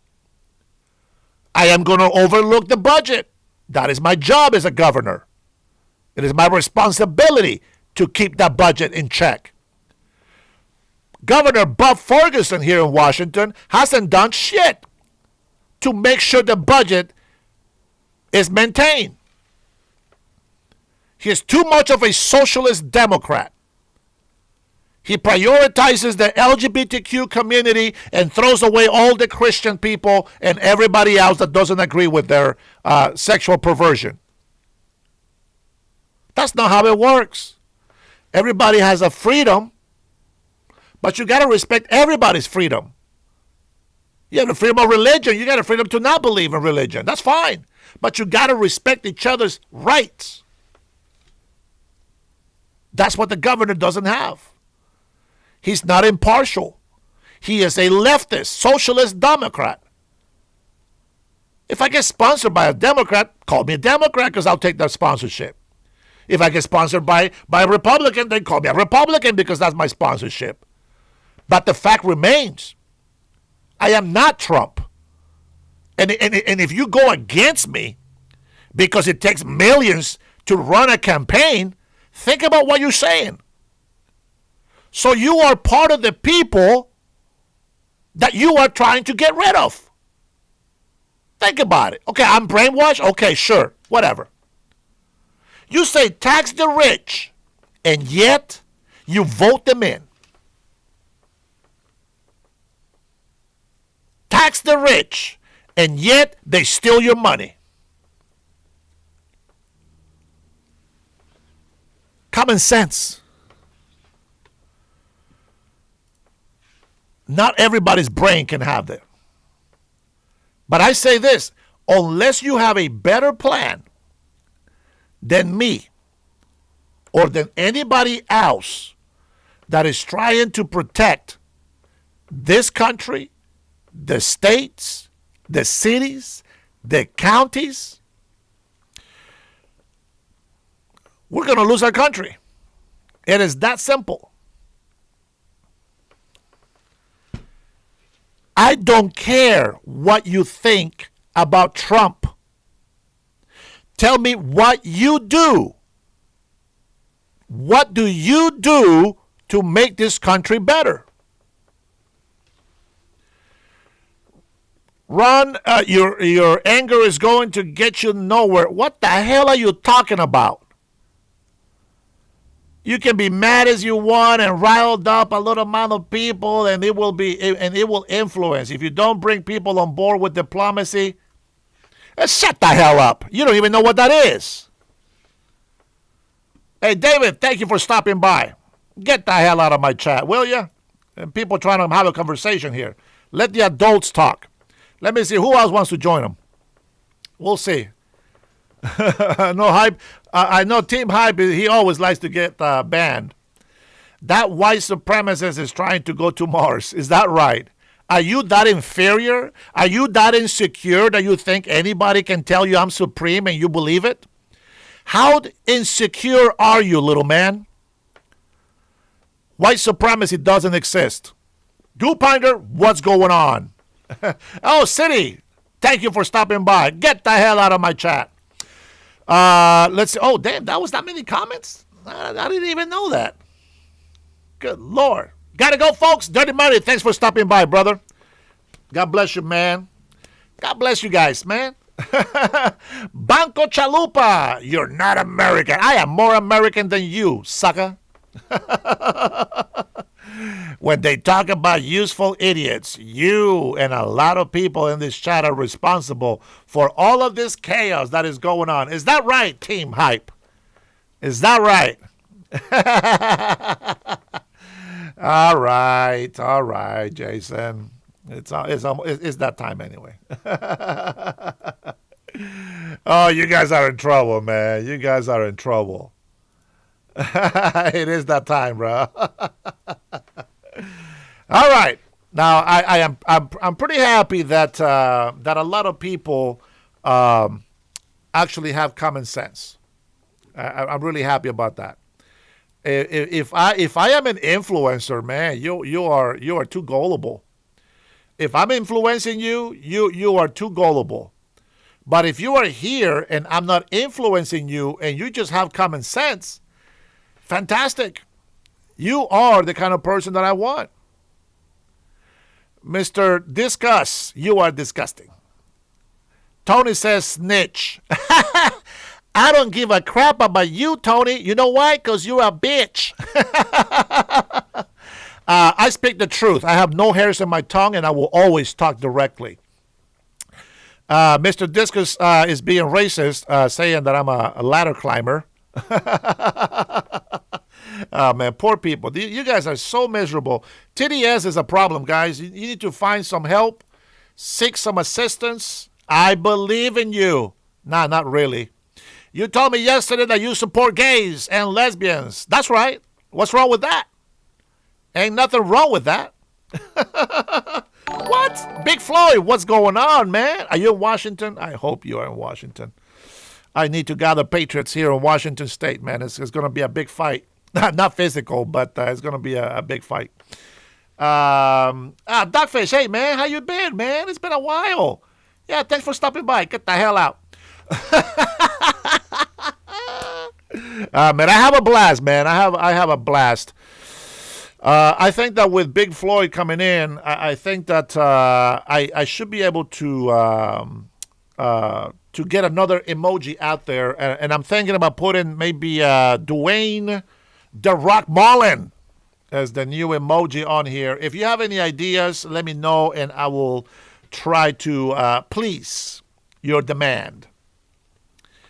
You have $1 million saved up for your campaign. You know what? We don't need $1 million for a campaign. We just need the people to hear the word, and we have a lot of social media, sir. Did you know I didn't even hear one time about the socialist Democrat who became the mayor in Seattle? I never heard one thing about her until she was until it was time to vote. Apparently, she just put a couple of videos on Facebook. Imagine that. Imagine that. I will have a website. Remember that we're not going to vote for a new governor this year. The new governor doesn't take over until 2028. So the voting is not going to be until the end of 2027. That's how that works. So we got about 1.5 years to campaign, I think, is if I am correct. Yeah, maybe 1.5 years. And that's how it works. So I'm going to say this, man. I had an experience back in the 90s. No, was it the 90s? Was it the 90s? No. Early 2000s, I think, is when I went down there and I met up with World Vision. I got this word given to me by God, and I thought that I had to. Oh man, he got blocked. My bad. I didn't mean to block you completely. I meant to put you in timeout. But it's all good. You might be out of jail next time. And I went down there and I thought, I got to work hard and I got to save up and I got to do this. And you know what God said? Hey, why you doubt me? Don't you know who I am? I am your provider. And so I believe that God is going to be my provider. Remember that. I said that here first in the Dennis Herrera show. Now, I know some of you guys are eager to get into this fight and start just blocking people. But don't worry, guys. There's always a second segment. I might go change. Maybe I'll come back and do a quick live on in my Mobile One office on my cell phone. And then Abdullah, Islam is an evil organization, and it's not a true religion. So if you're still trying to do this Allahu Akbar bullcrap, get the hell out of my channel. We don't want Islam here. Christians, all welcome. It is what it is. Hey guys, thank you so much for being here with me. I'll see you on the next one. God bless you. God bless your family. Hey guys, thanks for becoming members, by the way. I appreciate that. Appreciate that support. You all be blessed.